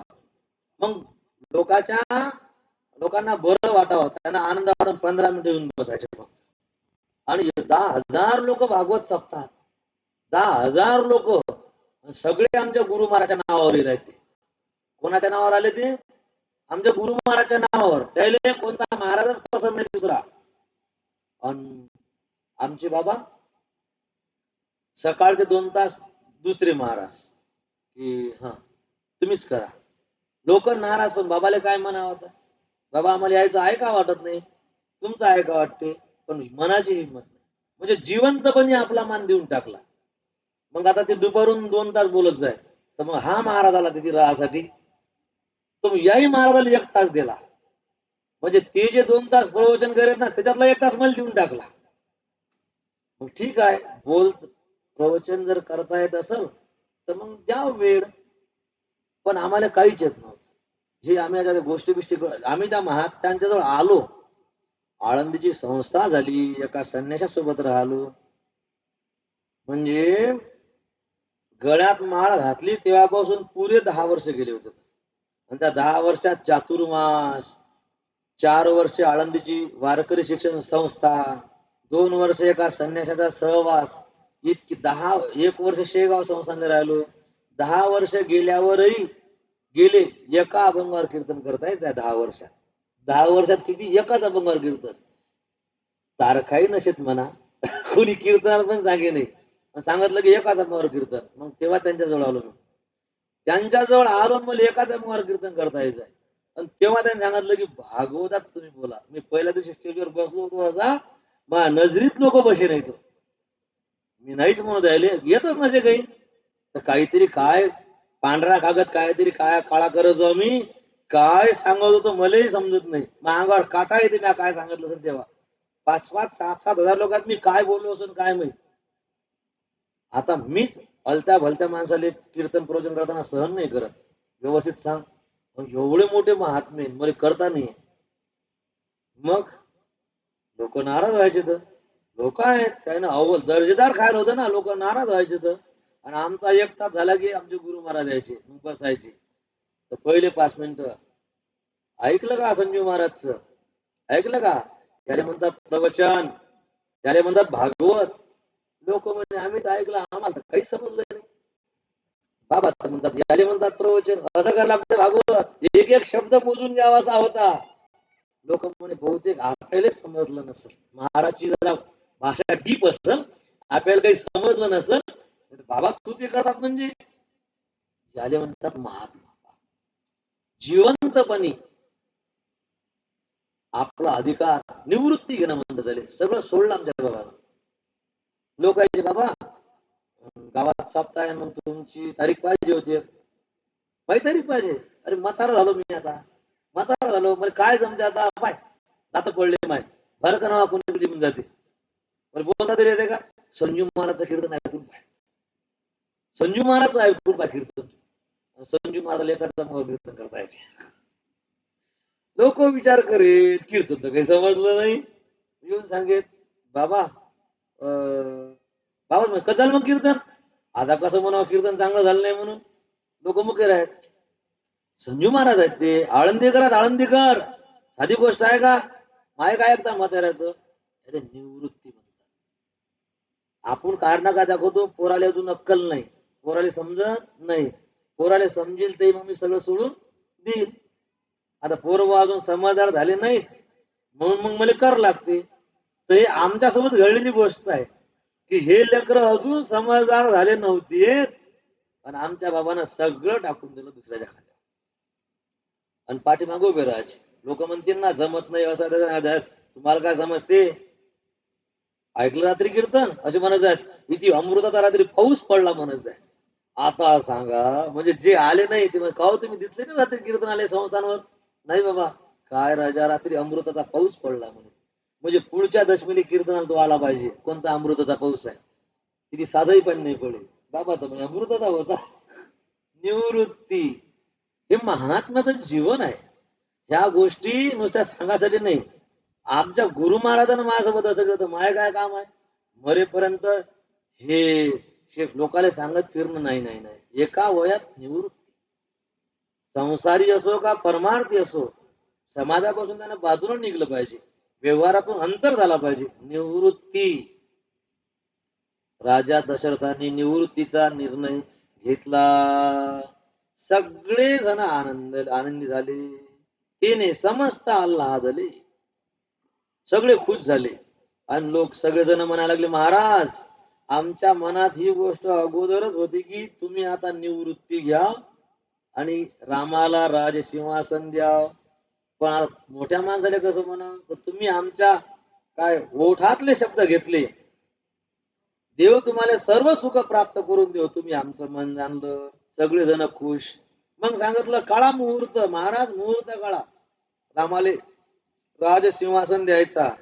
वशिष्ठ ऋषी म्हणतात मुहूर्त काळाची गरज नाही. का?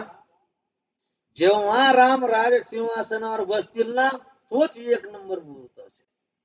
तोच हाची मुहूर्त शकून. मग आताच बसवा. बसतील तेच मग आताच बसवा ना. तर गोष्ट अशी होती की राज्याभिषेकासाठी काही सामुग्री जमा करावी लागते. काही नद्यांचं पाणी, काही विशिष्ट वस्तू, काही विशिष्ट वनस्पती, काही धान्य, हे सगळं जमा करावं लागते ना. आणि ते सगळं जमाव करण्यासाठी एक दिवस पाहिजे होता. म्हणून मग राज्याभिषेक आज न करता कधी ठरला? उद्यावर गेला. पण गोष्ट अशी आहे, उद्याचा अर्थ होते 14 वर्ष. रामायण काय म्हणते? रामायण सांगते, रामायण म्हणते उद्याचा अर्थ कधी होते? उद्याचा अर्थ होते 14 वर्ष. रामाला उद्या राजा बनवायचं होतं आणि राम राजे बनले 14 वर्षाच्या नंतर. म्हणून मग साधू संतांना दुरुस्ती केली. कल करनासो आज कर आणि आज करनासो अब. हे वाक्य काही का निर्माण झालं? ते रामप्रभूच पाहिलं ना, उद्याचं 14 वर्षावर गेलं होतं. अरे बाबा, तितकं आयुष्य नसलं तर मग म्हणजे उद्या करायचं ना, आजच. आज करनासो अब. उद्या भांडणं करायचे होते आजच करायचे. आता असा अर्थ नाही बरं, उद्या कोणाचा धुरा कोणाचा तर म्हणजे आजच जाऊन करू असा अर्थ नाही. हे संसाराच्या हिशोबाने नाही, परमार्थाच्या हिशोबाने आहे. उद्या आपण एखादं सत्कार्य पुण्याचं काम करतो, उद्या काय आजच करू. मग आता उद्यापासून आपण जपायला लागू. उद्यापासून कशाले? आज नाही, आताच परमार्थ करायला मुहूर्त काढू नये का? मुहूर्त काढला होता रामप्रभूचा, तर ते लांब फेकला गेला 14 वर्षावर. आलं का लक्षात? म्हणून आपल्यासोबत तसं घडू नये म्हणून अवसर बीत जाएगा फिर करेगा कब, नंतर पछतावा पदरात राहते. ही गोष्ट रामप्रभूला माहिती नव्हती. राम प्रभूला निरोप दिला गेला. कारण 24 म्हणजे सिंहासनावर बसेपर्यंत त्यांना काही नियमाचं पालन करायचं होतं. त्यांना नियम सांगण्यासाठी स्वतः आणि वशिष्ठ ऋषी जातात. सेवक साधन स्वामी आगमनु मंगल मूल अमंगल दमनु राम कृष्ण हरी जय जय राम कृष्ण हरी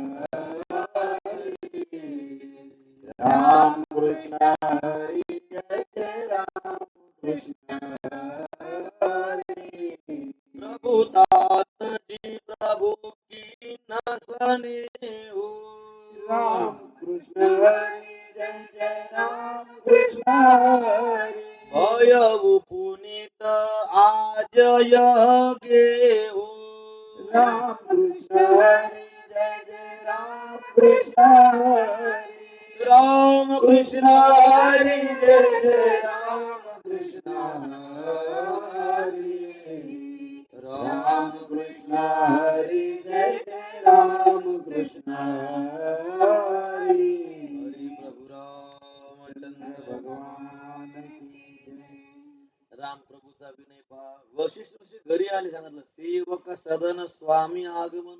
सेवकाच्या घरी स्वामी महात्मे घरी आले. हे काय मंगलाचं मूळ आहे. मोठेपणा माझ्या घरी आले तुम्ही, हे तुमचं प्रेम आहे. तुमच्या पदस्पर्शानं माझं घर पावन झालं. येण्याचं कारण काय सांगितलं, उद्या तुमचा राज्याभिषेक होणार आहे. मग काही नियम पाळा. कोणते नियम? आज उपवास करा, फलाहार करा, जमिनीवर झोपा संध्याकाळी, आणि आजच्या दिवस ब्रह्मचर्याचं पालन करा. वशिष्ठ ऋषी निघून गेले. आणि मग उद्या राम प्रभू राजा होणार आहे. लगेच राम प्रभूचा चेहरा उतरला, नाराज झाले, उदास झाले. आता सम्राट होणार आहेत उद्या. किती आनंद व्हायला पाहिजे होता, किती आनंद व्हायला पाहिजे होता. पण राम प्रभू उदास झाले. सीताजी विचारतात, देवा आनंदाची गोष्ट आहे, सगळं तुमच्या हातात येणार आहे, तुम्ही उदास का झाले? राम प्रभू म्हणतात, आमचा वंश सर्वश्रेष्ठ आहे, सुंदर आमचा वंश चांगला आहे. पण आमच्या वंशात एकच गोष्ट चुकीची आहे, ती म्हणजे ही. कोणती? विमल वंश यह अनुचित एकू बंधू बिहाई पडे अभिषेकू. आमच्या या सूर्यवंशामध्ये एकच चुकीची गोष्ट आहे. कोणती? की मोठ्याला राजा बनवतात. म्हणजे चारही भावंडाचे जन्म आमचे सोबत आहेत, एका दिवशी आहेत. आम्ही एकाच गुरुकडे शिकलो, सोबतच खेळलो, सोबत जेवलो. त्याच्यानंतर आमचे लग्नही सोबत झाले.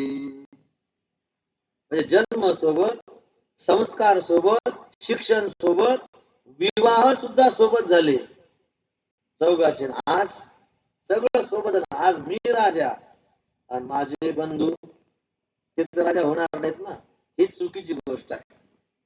तुमची इच्छा काय?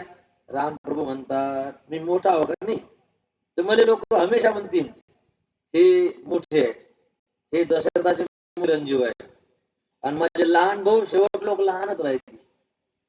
हा धाकटा पोरगा आहे बरं दशरथ राजाचा, हा धाकटा आहे बरं, हा लहान आहे बरं, असे म्हणतील.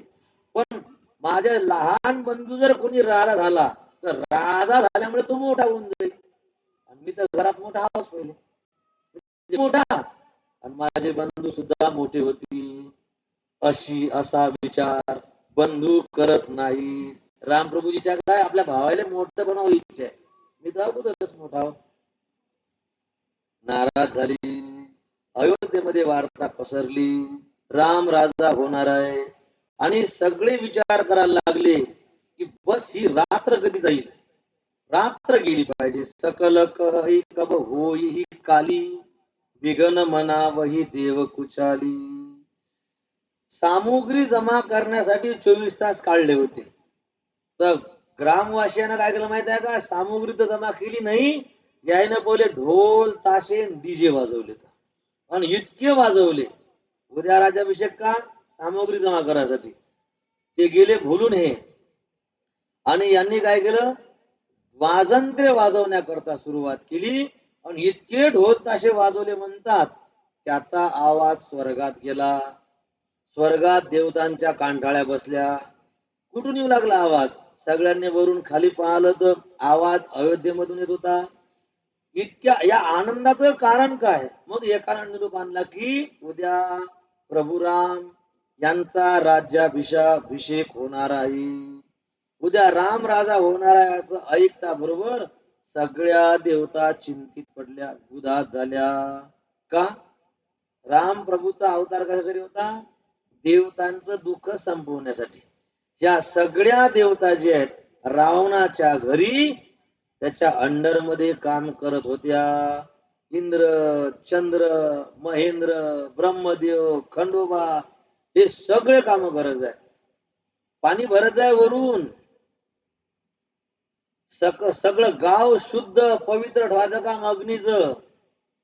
खंडोबा दाढी करासाठी होता म्हणतात. आता नाही त्या ओव्या वाचल्या पण इतक्या ओव्या लिहिल्या गेल्या नाहीत मागून द्या. ते राक्षसाचे ते हे खंडोबाचं नाव नाही दुसऱ्या देवाचे नाव आहे. आणि मग त्याच्या दाळ्या करत आहे ते देव. लय मोठे मोठे राक्षस होते ना दाळ्या करायची.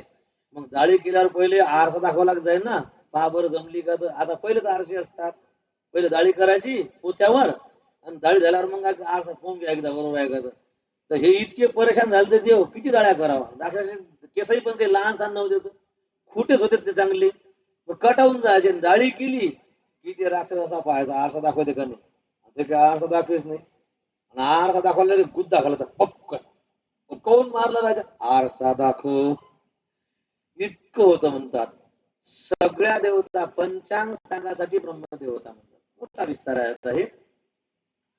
देवता विचार करतात की जर राम प्रभू जर राजे होतील तर रावण कसा काय मरणार? बाई घेऊन जायचं कसं काय? विक्षेप करताना मला बोलता येते.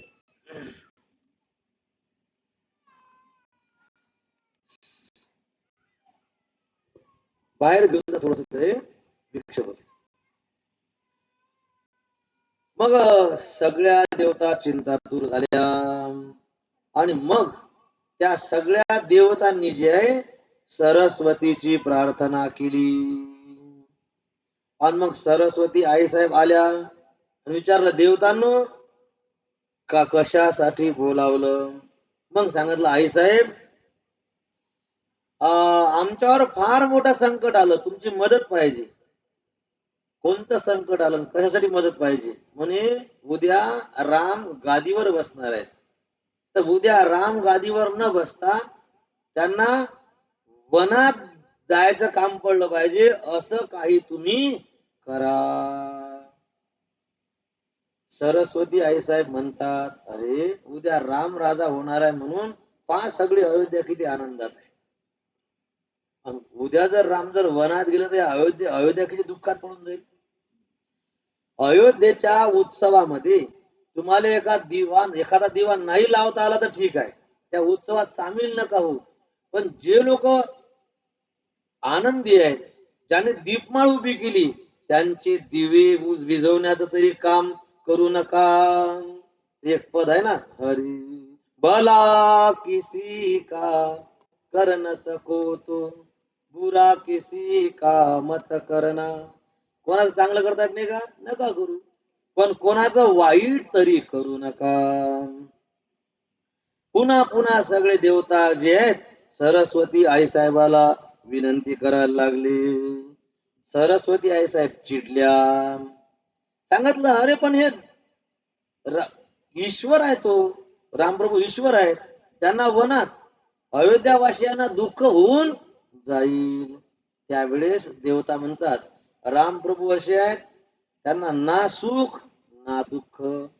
राजा होणार आहेत तरी ते सुखी नाही झालेत आणि उद्या जंगलात निघल्यावर त्याला दुःख होणार नाही. ते सुख दुःखाच्या आनंद दुःखाच्या वर जगणारे आहेत. बरं, आणि मग अयोध्यावासी दुःखी होते त्याचं काय? तर त्याचं कर्म म्हणे. प्रत्येकाला जे दुःख होते आपल्या कर्मानं होते ना, तर तुम्हाला दोष लागणार नाही. सरस्वती आई साहेब चिडल्या आणि देवाले फटकारलं. देवाच्या काना मांगा लावला सरस्वती आई साहेबानं. म्हणायला लागल्या उंच निवासू नीची करतुती देखी न सकही पराई विभूती. राम कृष्ण हरी जय जय राम कृष्ण हरी. राम कृष्ण हरी जय जय राम कृष्ण हरी. बार बार कही चरण सकोची चली विचारी विबुधमती पोची. राम कृष्ण हरी जय जय राम कृष्ण हरी. राम कृष्ण हरी जय जय राम कृष्ण हरी. सिया बलरामचंद्र भगवान की जय. सरस्वती आहे साहेब म्हणतात पुंच निवासू नीची करतुती. हे जे चौपाई आहे ना, हा जो तुकडा आहे ना, आपल्या कानामाग लावणारा तुकडा आहे. हा फार मोठा आरसा आहे बरं. आरसाचा आपला विषय झाला. सरस्वती आहे साहेब म्हणतात तुमचं राहणं कुठे आहे? स्वर्गात, अमरावती, उत्कृष्ट लोकात तुमचं राहणं आहे. उंच निवास, तुमचं राहणं उंचावर आहे. तुमच्याजवळ काय कमी आहे? ऐश्वर्य आहे, पद आहेत, मोठा मान आहे, तुमचा निवास उंच ठिकाणी आहे. पण तुमची कर्तृत नीची करतुती. कर्तृत म्हणजे काय? हरकत, कर्म, जगणं. तुमचं काम कसं आहे? राहणं उंच जाग्यावर, आणि तुमची कर्तृत जगणं नीच, हलकट तुमचं जगणं आहे. कसं काय? देखीन सकई पराई विभूती. तुम्हाला दुसऱ्याचं ऐश्वर्य, तुम्हाला दुसऱ्याचा चांगलेपणा, तुम्हाला दुसऱ्याचं सुख पाहावल्या जात नाही. तुम्ही म्हणाले हा उंच ठिकाणी, पण तुमची तुमची करतूत काय? हलकट करतूत आहे. आज हे कलियुगात सर्रास पाहण्यासाठी मिळते.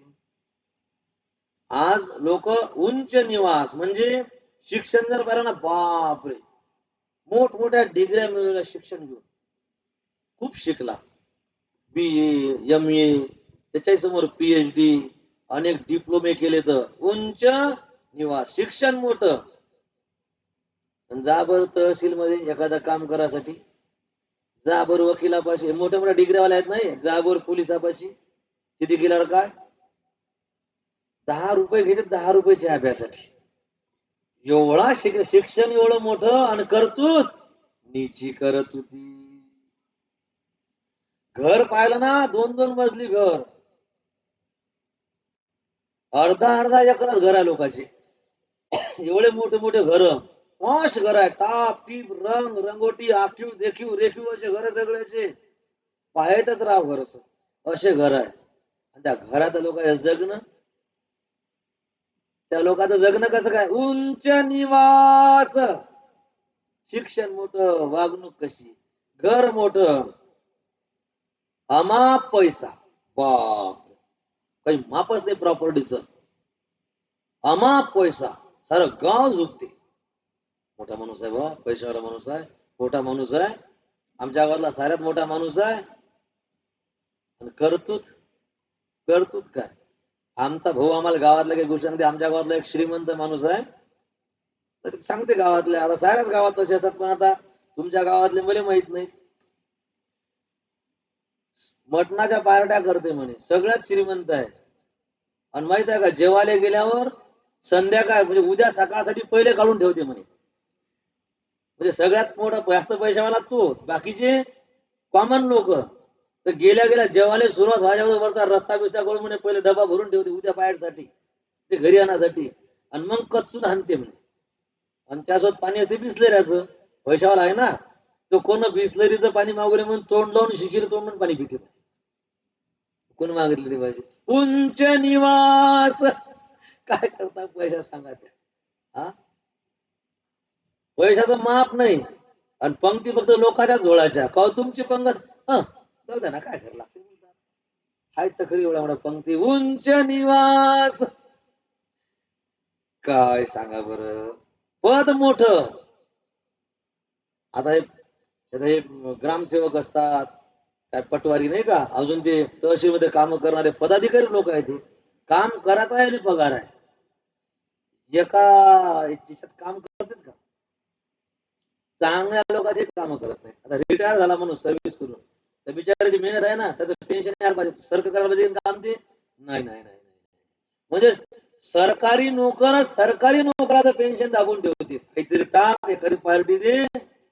ते आनंदाभाऊचे भाऊ, आपले बबलू भाऊचे भाऊ सांगायचं आहे, आपले पैसे रोखलेच नाही म्हणे. का? पाय टाकून घातल्या म्हणे, त्याच्यामुळे आपले चेक पटापट पटापट पटापट येत गेले म्हणे. थोड्यासाठी उंच निवास, काय नोकरी मोठी, अंगात कपडे भारी, गाडी मोठी, दागिने अंगावर भरपूर, हुशार आहे व्यवहारात. काय म्हटलं मी म्हणत नाही बरं. आता हे म्हणजे मी ठरवतो की नॉर्मल बोला, आता शब्द तसे येतातच, काय विषय तसे असतात. पाहता रामकृष्ण परमहंस म्हणतात, कोण म्हणतात? रामकृष्ण परमहंस. घार जे आहे म्हणतात उंच उडते म्हणतात. रामकृष्ण परमहंस म्हणणार घार खूप उंचावर उडते म्हणतात. घार उंचावरून उडते म्हणतात घार. आणि खाली पाहते काय? घार उंचावर उडते आणि खाली काय पाहिजे?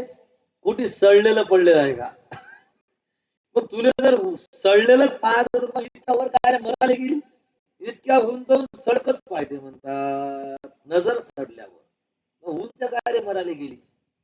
रामकृष्ण परमहंसात सगळ्यात हुशार पक्षी आहे म्हणतात कावळा. सगळ्यात हुशार पक्षी कोणता आहे? कावळा. आणि खाते म्हणतात गु. तशी या जगात भरपूर हुशार आहेत, खातेत काय? ही हुशारी का गु खासाठी होती का? या हुशारीचा काही फायदा करून घ्यायचा असता बाबा. देवाने आपल्याला बुद्धी दिली, समज दिली, त्या समजेचा चांगला उपयोग करून घ्यायचा असता ना. त्या बुद्धीचा तुम्ही म्हणा, बुद्धिमान माणसं कुठानेच जास्त करतात, खिये काढण्यात, त्याच्यातच पडत असतात. काय करावं सांगा बरं? शिकून पैशानं पदानं हे तुम्ही घारी सारखे उंचारू लागले, आणि तिथून तुमच्या नजरा कशा राहतात सांगा बरं? मग याला म्हणतात उंच निवास निची करतुती. असं वाईट नका वाटू देऊ. खरं सांगा तुम्हाला, आपली परमार्थात प्रगती या हलकट लोकांमुळेच होत नाही. आलं का लक्षात? यायच्या आपण संपर्कात राहतो म्हणून परमार्थ करणाऱ्यानं. आता मला काल पंगत केली वराडे बहीण भूते बहीण म्हणजे म्हणाल्या, आप तुम्ही पंगत करायला सांगितली तुम्ही जेवत ना. आता काय सांगू काऊन जेवत नाही? काय एक कारण असेल तर सांगा. हो, पंगत करा सांगणारा जरी मी असल, तुम्ही केली पण मी जेवत नाही काऊन सांगू तुम्हाला? ज्याचं अन्न खाते ना माणूस, त्याच्या सारखा होऊन जाते, त्या अन्नाचा त्याच्यावर परिणाम होते. मग सांगा आता. मग आता गोष्ट अशी आहे, पंगत करणारा जर त्याचं जीवन जर चांगलं नसल, तो जर व्यवस्थित नसल, त्याचं खाल्ल्यावर काय होऊन जाईल बरं? मग तुम्ही म्हणसाल आम्हाला कसं काय पंगतीत बसवता? तर गोष्ट अशी आहे, जसा पंगत घालणार आहे ना, खाणारही तसेच आहे. त्याच्यामुळे काही अडचण त्याच्यामुळे काही अडचण. जसा पंक्तीवाला तसे जेवणारे पंक्ती. आता जरा भारी खावा, पण ज्याला अध्यात्मात प्रगती करून घ्यायची आहे, म्हणजे देव प्राप्त करायचा आहे, त्याला नुसतं जेवणच नाही, त्याला सगळ्याच गोष्टी विचारपूर्वक कराव्या लागतात. खात लागतेच बरं. तर असा विषय आहे. म्हणून सांगा बरं, सरस्वती आई साहेब म्हणतात, या चौपाईमध्ये आपण बसलो नाही पाहिजे. आपण हुशार आहो का? आपलं शिक्षण जास्त आहे, आपल्या घरी संपत्ती आहे, आपल्या घरात एखादं मोठं पद आहे, म्हणजे आपण व्यावहारिक दृष्टीनं मोठे आहोत, आपण उंच जागेवर आहोत. आपण साधारण लोकांसारखे नाही, पैशानं मोठी आहोत, शिक्षणानं मोठी आहोत, हुशारीनं मोठी आहोत. तर जसं आपण मोठं आहोत तसं आपलं मनही आपली करणी पण तशी मोठीच असली पाहिजे.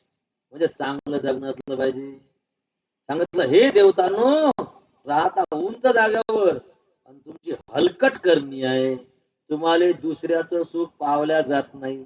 उद्या राम राजे होणार आहेत, सगळी अयोध्या आनंदात नाहून निघू लागली, आणि तुम्ही सांगता की आई साहेब तुम्ही जा, आणि असं काही चक्र फिरवा की तिथे गेल्यावर उद्या राम राजे न होता वनात निघून जातील. म्हणजे तुम्ही तुमचं जीवन चुकीचं, आणि तुम्ही माझ्या कोणी वाईट करून घेऊ लागली. मग इतकं केल्यावर तर शुद्धी समजून घ्यावं काही त्यानं नाही हो. एका वाक्या जर सुधारल्यावर मग त्याला तो माणूस झाला. ढोर पुरलं, ढोराला असा आवाज दिला की ढोर थबकते. माणसं नाही थांबत, माणसं नाही. इतकं सांगितल्यावरही पुन्हा पुन्हा त्याने सरस्वतीचे पाय धरले. बार बार गही चरण सकोची, चली बिचारी बिबुद मती पोची. एवढं प्रवचन दिल्यावरही देवताना असं नाही म्हटलं की मग ठीक आहे आमचं चुकलं म्हणून. नाही नाही नाही नाही, पाय धरले, तुम्ही एवढं काम कराच. अरे देवा, सांगितलं की उद्या तो राक्षस मारायचा आहे, आम्ही मोकळं होऊन जाऊ. मग सरस्वती आईसाहेबांना विचार केला की बरोबर आहे, राम जर वनात जातील तर असुर मारले जातील. ठीक आहे, निघाले त्या काम करण्यासाठी, पण पण देवाले त्यानं काही चांगलं समजलं नाही. मती पोची म्हणजे काय? हे सगळे लोकांचे संकोचित बुद्धीचे आहेत. आपल्या भाषेत हे सगळे हलकट विचाराचे आहेत असं समजून त्या अयोध्येमध्ये निघाल्या. अयोध्येमध्ये आता ही सरस्वती आहे, पण हे विघ्नेश्वरी बनून आली. विघ्न करणार आहे ना. मग आता आनंद, अयोध्येचा आनंद लुटण्यासाठी सरस्वती विघ्नेश्वरी बनून आली. येता बरोबरच कौशल्य आई साहेबाला अपशकून व्हायला लागली. काय आश्चर्य आहे म्हणतात, सगळ्या अयोध्येमध्ये सरस्वती आई साहेब फिरली, कोणाचं डोकं खराब करू. तर एवढ्या मोठ्या अयोध्येत ज्याचं डोकं बिघडवता येईल, ते डोकं बिघडलंही पाहिजे ना. डोकं बिघडील असा एकही माणूस अयोध्येत दिसला नाही. की एक माणूस असा शोधा, त्याचा दिमाग खराब केला की सगळा धिंगाणा करून टाकतो. तर पूर्ण अयोध्येमध्ये कोणी असं सापडलं नाही. मग सरस्वती विचार करायला लागली, ज्याचा जन्म अयोध्येत झालेला आहे आणि ज्यानं रघुकुलाचं दूध पिलाय, त्याची बुद्धी बिघडणार नाही. मग बाहेरचं एखादं गिराईक पाहा लागल, अयोध्येतल्या कोणाची बुद्धी बिघडणार नाही, बाहेरचं पाहा लागल. आणि तितक्यात एक गिराईक लागलं. नाम मंथरा मंदमती, चेरी कै कै केरी, अजस पिटारी ताही करी, गई गिरामती फेरी. एक गिरेक सापडलं, कोण? कैकईची दासी मंथरा. तिले शब्द वापरला मंदमती, डोक्यात हलकी होती म्हणतात जराशी, मंदमती. आणि कैकई सोबत ती आंदण आली होती, तिचं डोकं खराब केलं म्हणतात. गई गिरा मती फेरी. मती फेरी म्हणजे बुद्धी खराब केली. कोण? गिरा म्हणजे शारदेनं. आता याच्यात सांगा बरं, काय गुन्हा आहे बिचाऱ्या मंदिराचा जर विचार केला तर? प्लॅनिंग सगळं देवायचं, ते प्लॅन अंमलात आणणारी सरस्वती, आणि खापर कोणावर फुटलं? मंथरेवर. अजस पिटारी ताही करी, अपयशाचं भांड कोणावर फोडलं? मंथरेवर. कोणी म्हणत नाही या देवानं असं केलं म्हणून, कोणी म्हणत नाही शारदेनं धिंगाणा केला म्हणून.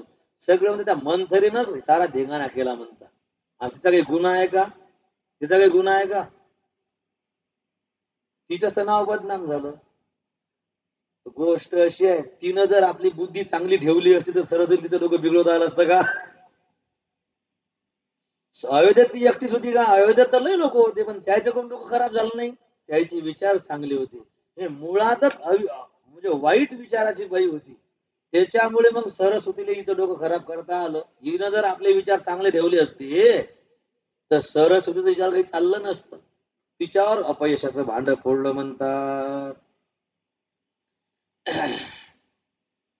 आणि नाथ महाराजांना असं सांगितलं.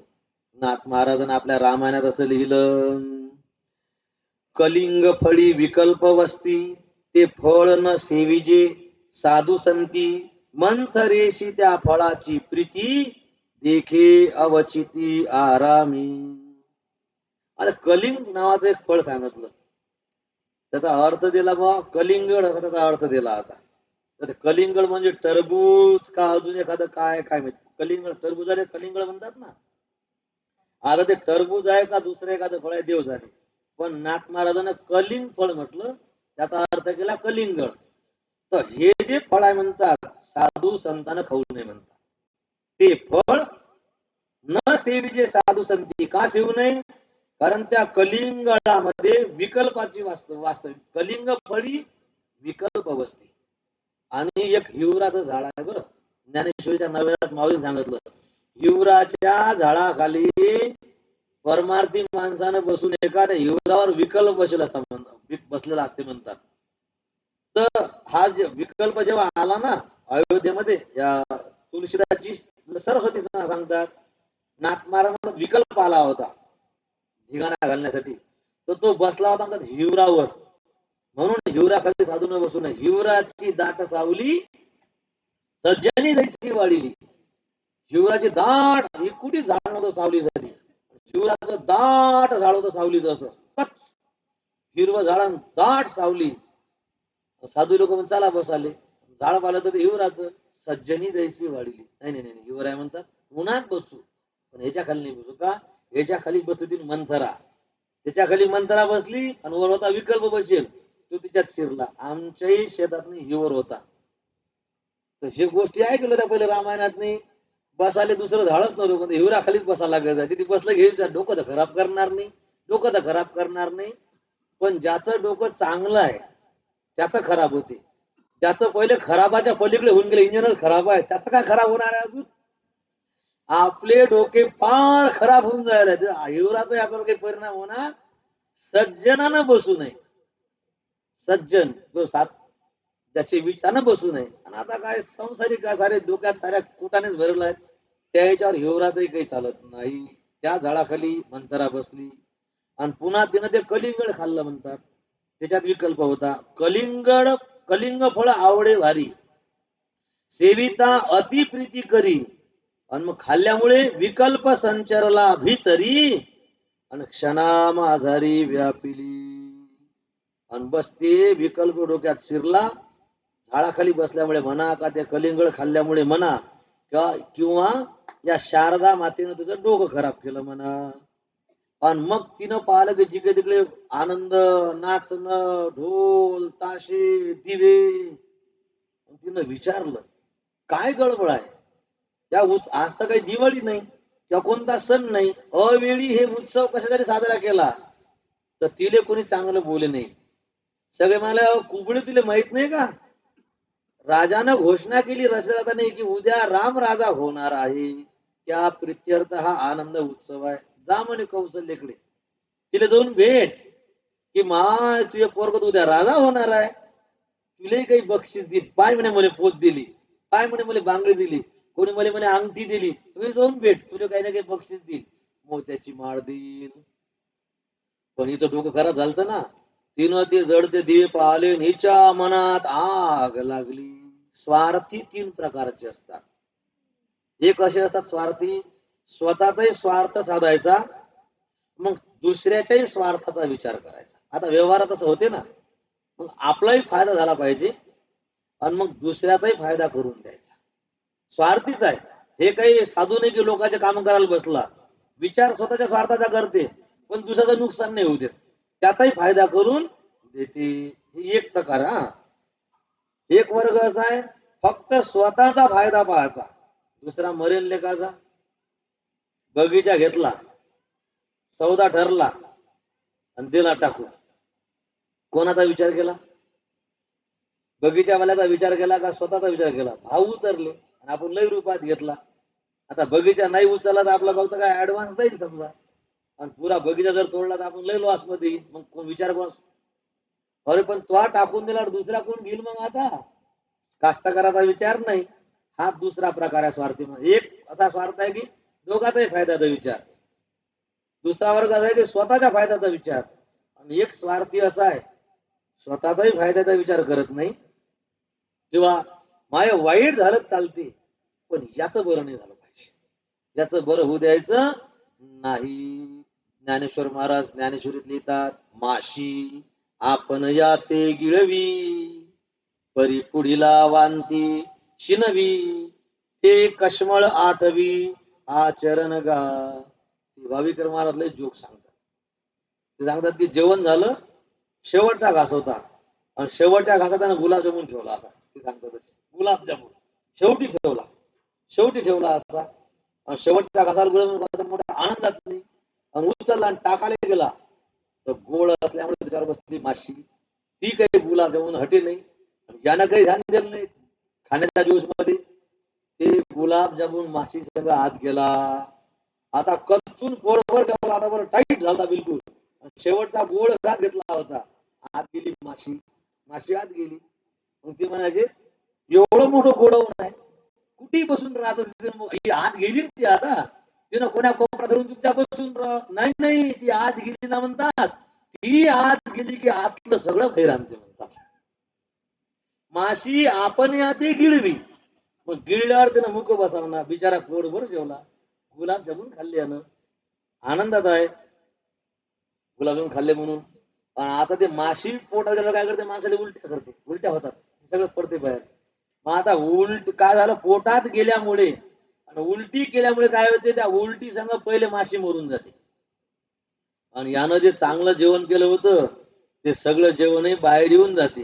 कोणाचा फायदा झाला? माशीचा काही फायदा झाला? आणि तिनं या खाणाराचा काही फायदा होऊ दिला? असे काही स्वार्थी असतात.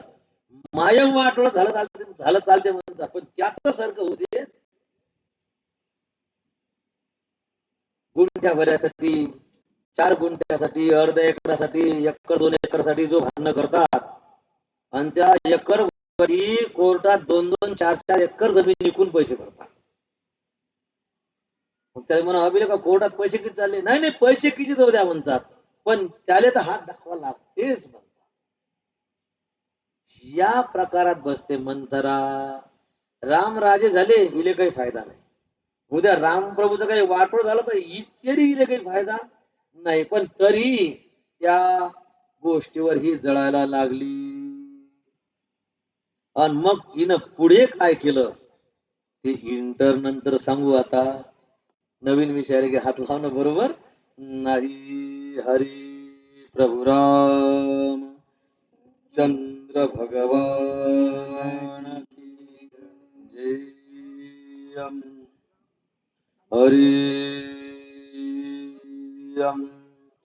राम कृष्ण हरी.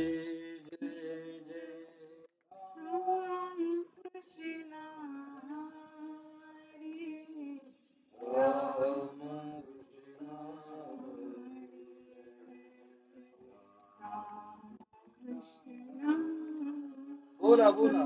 राम कृष्ण हरी जय जय राम कृष्ण हरी. राम कृष्ण हरी जय जय राम कृष्ण हरी. राम कृष्ण हरी जय जय राम कृष्ण हरी. राम कृष्ण हरी जय जय राम कृष्ण हरी. राम कृष्ण हरी जय जय राम कृष्ण हरी. राम कृष्ण हरी जय जय राम कृष्ण हरी. राम कृष्ण हरी जय जय राम कृष्ण हरी. राम कृष्ण हरी जय जय राम कृष्ण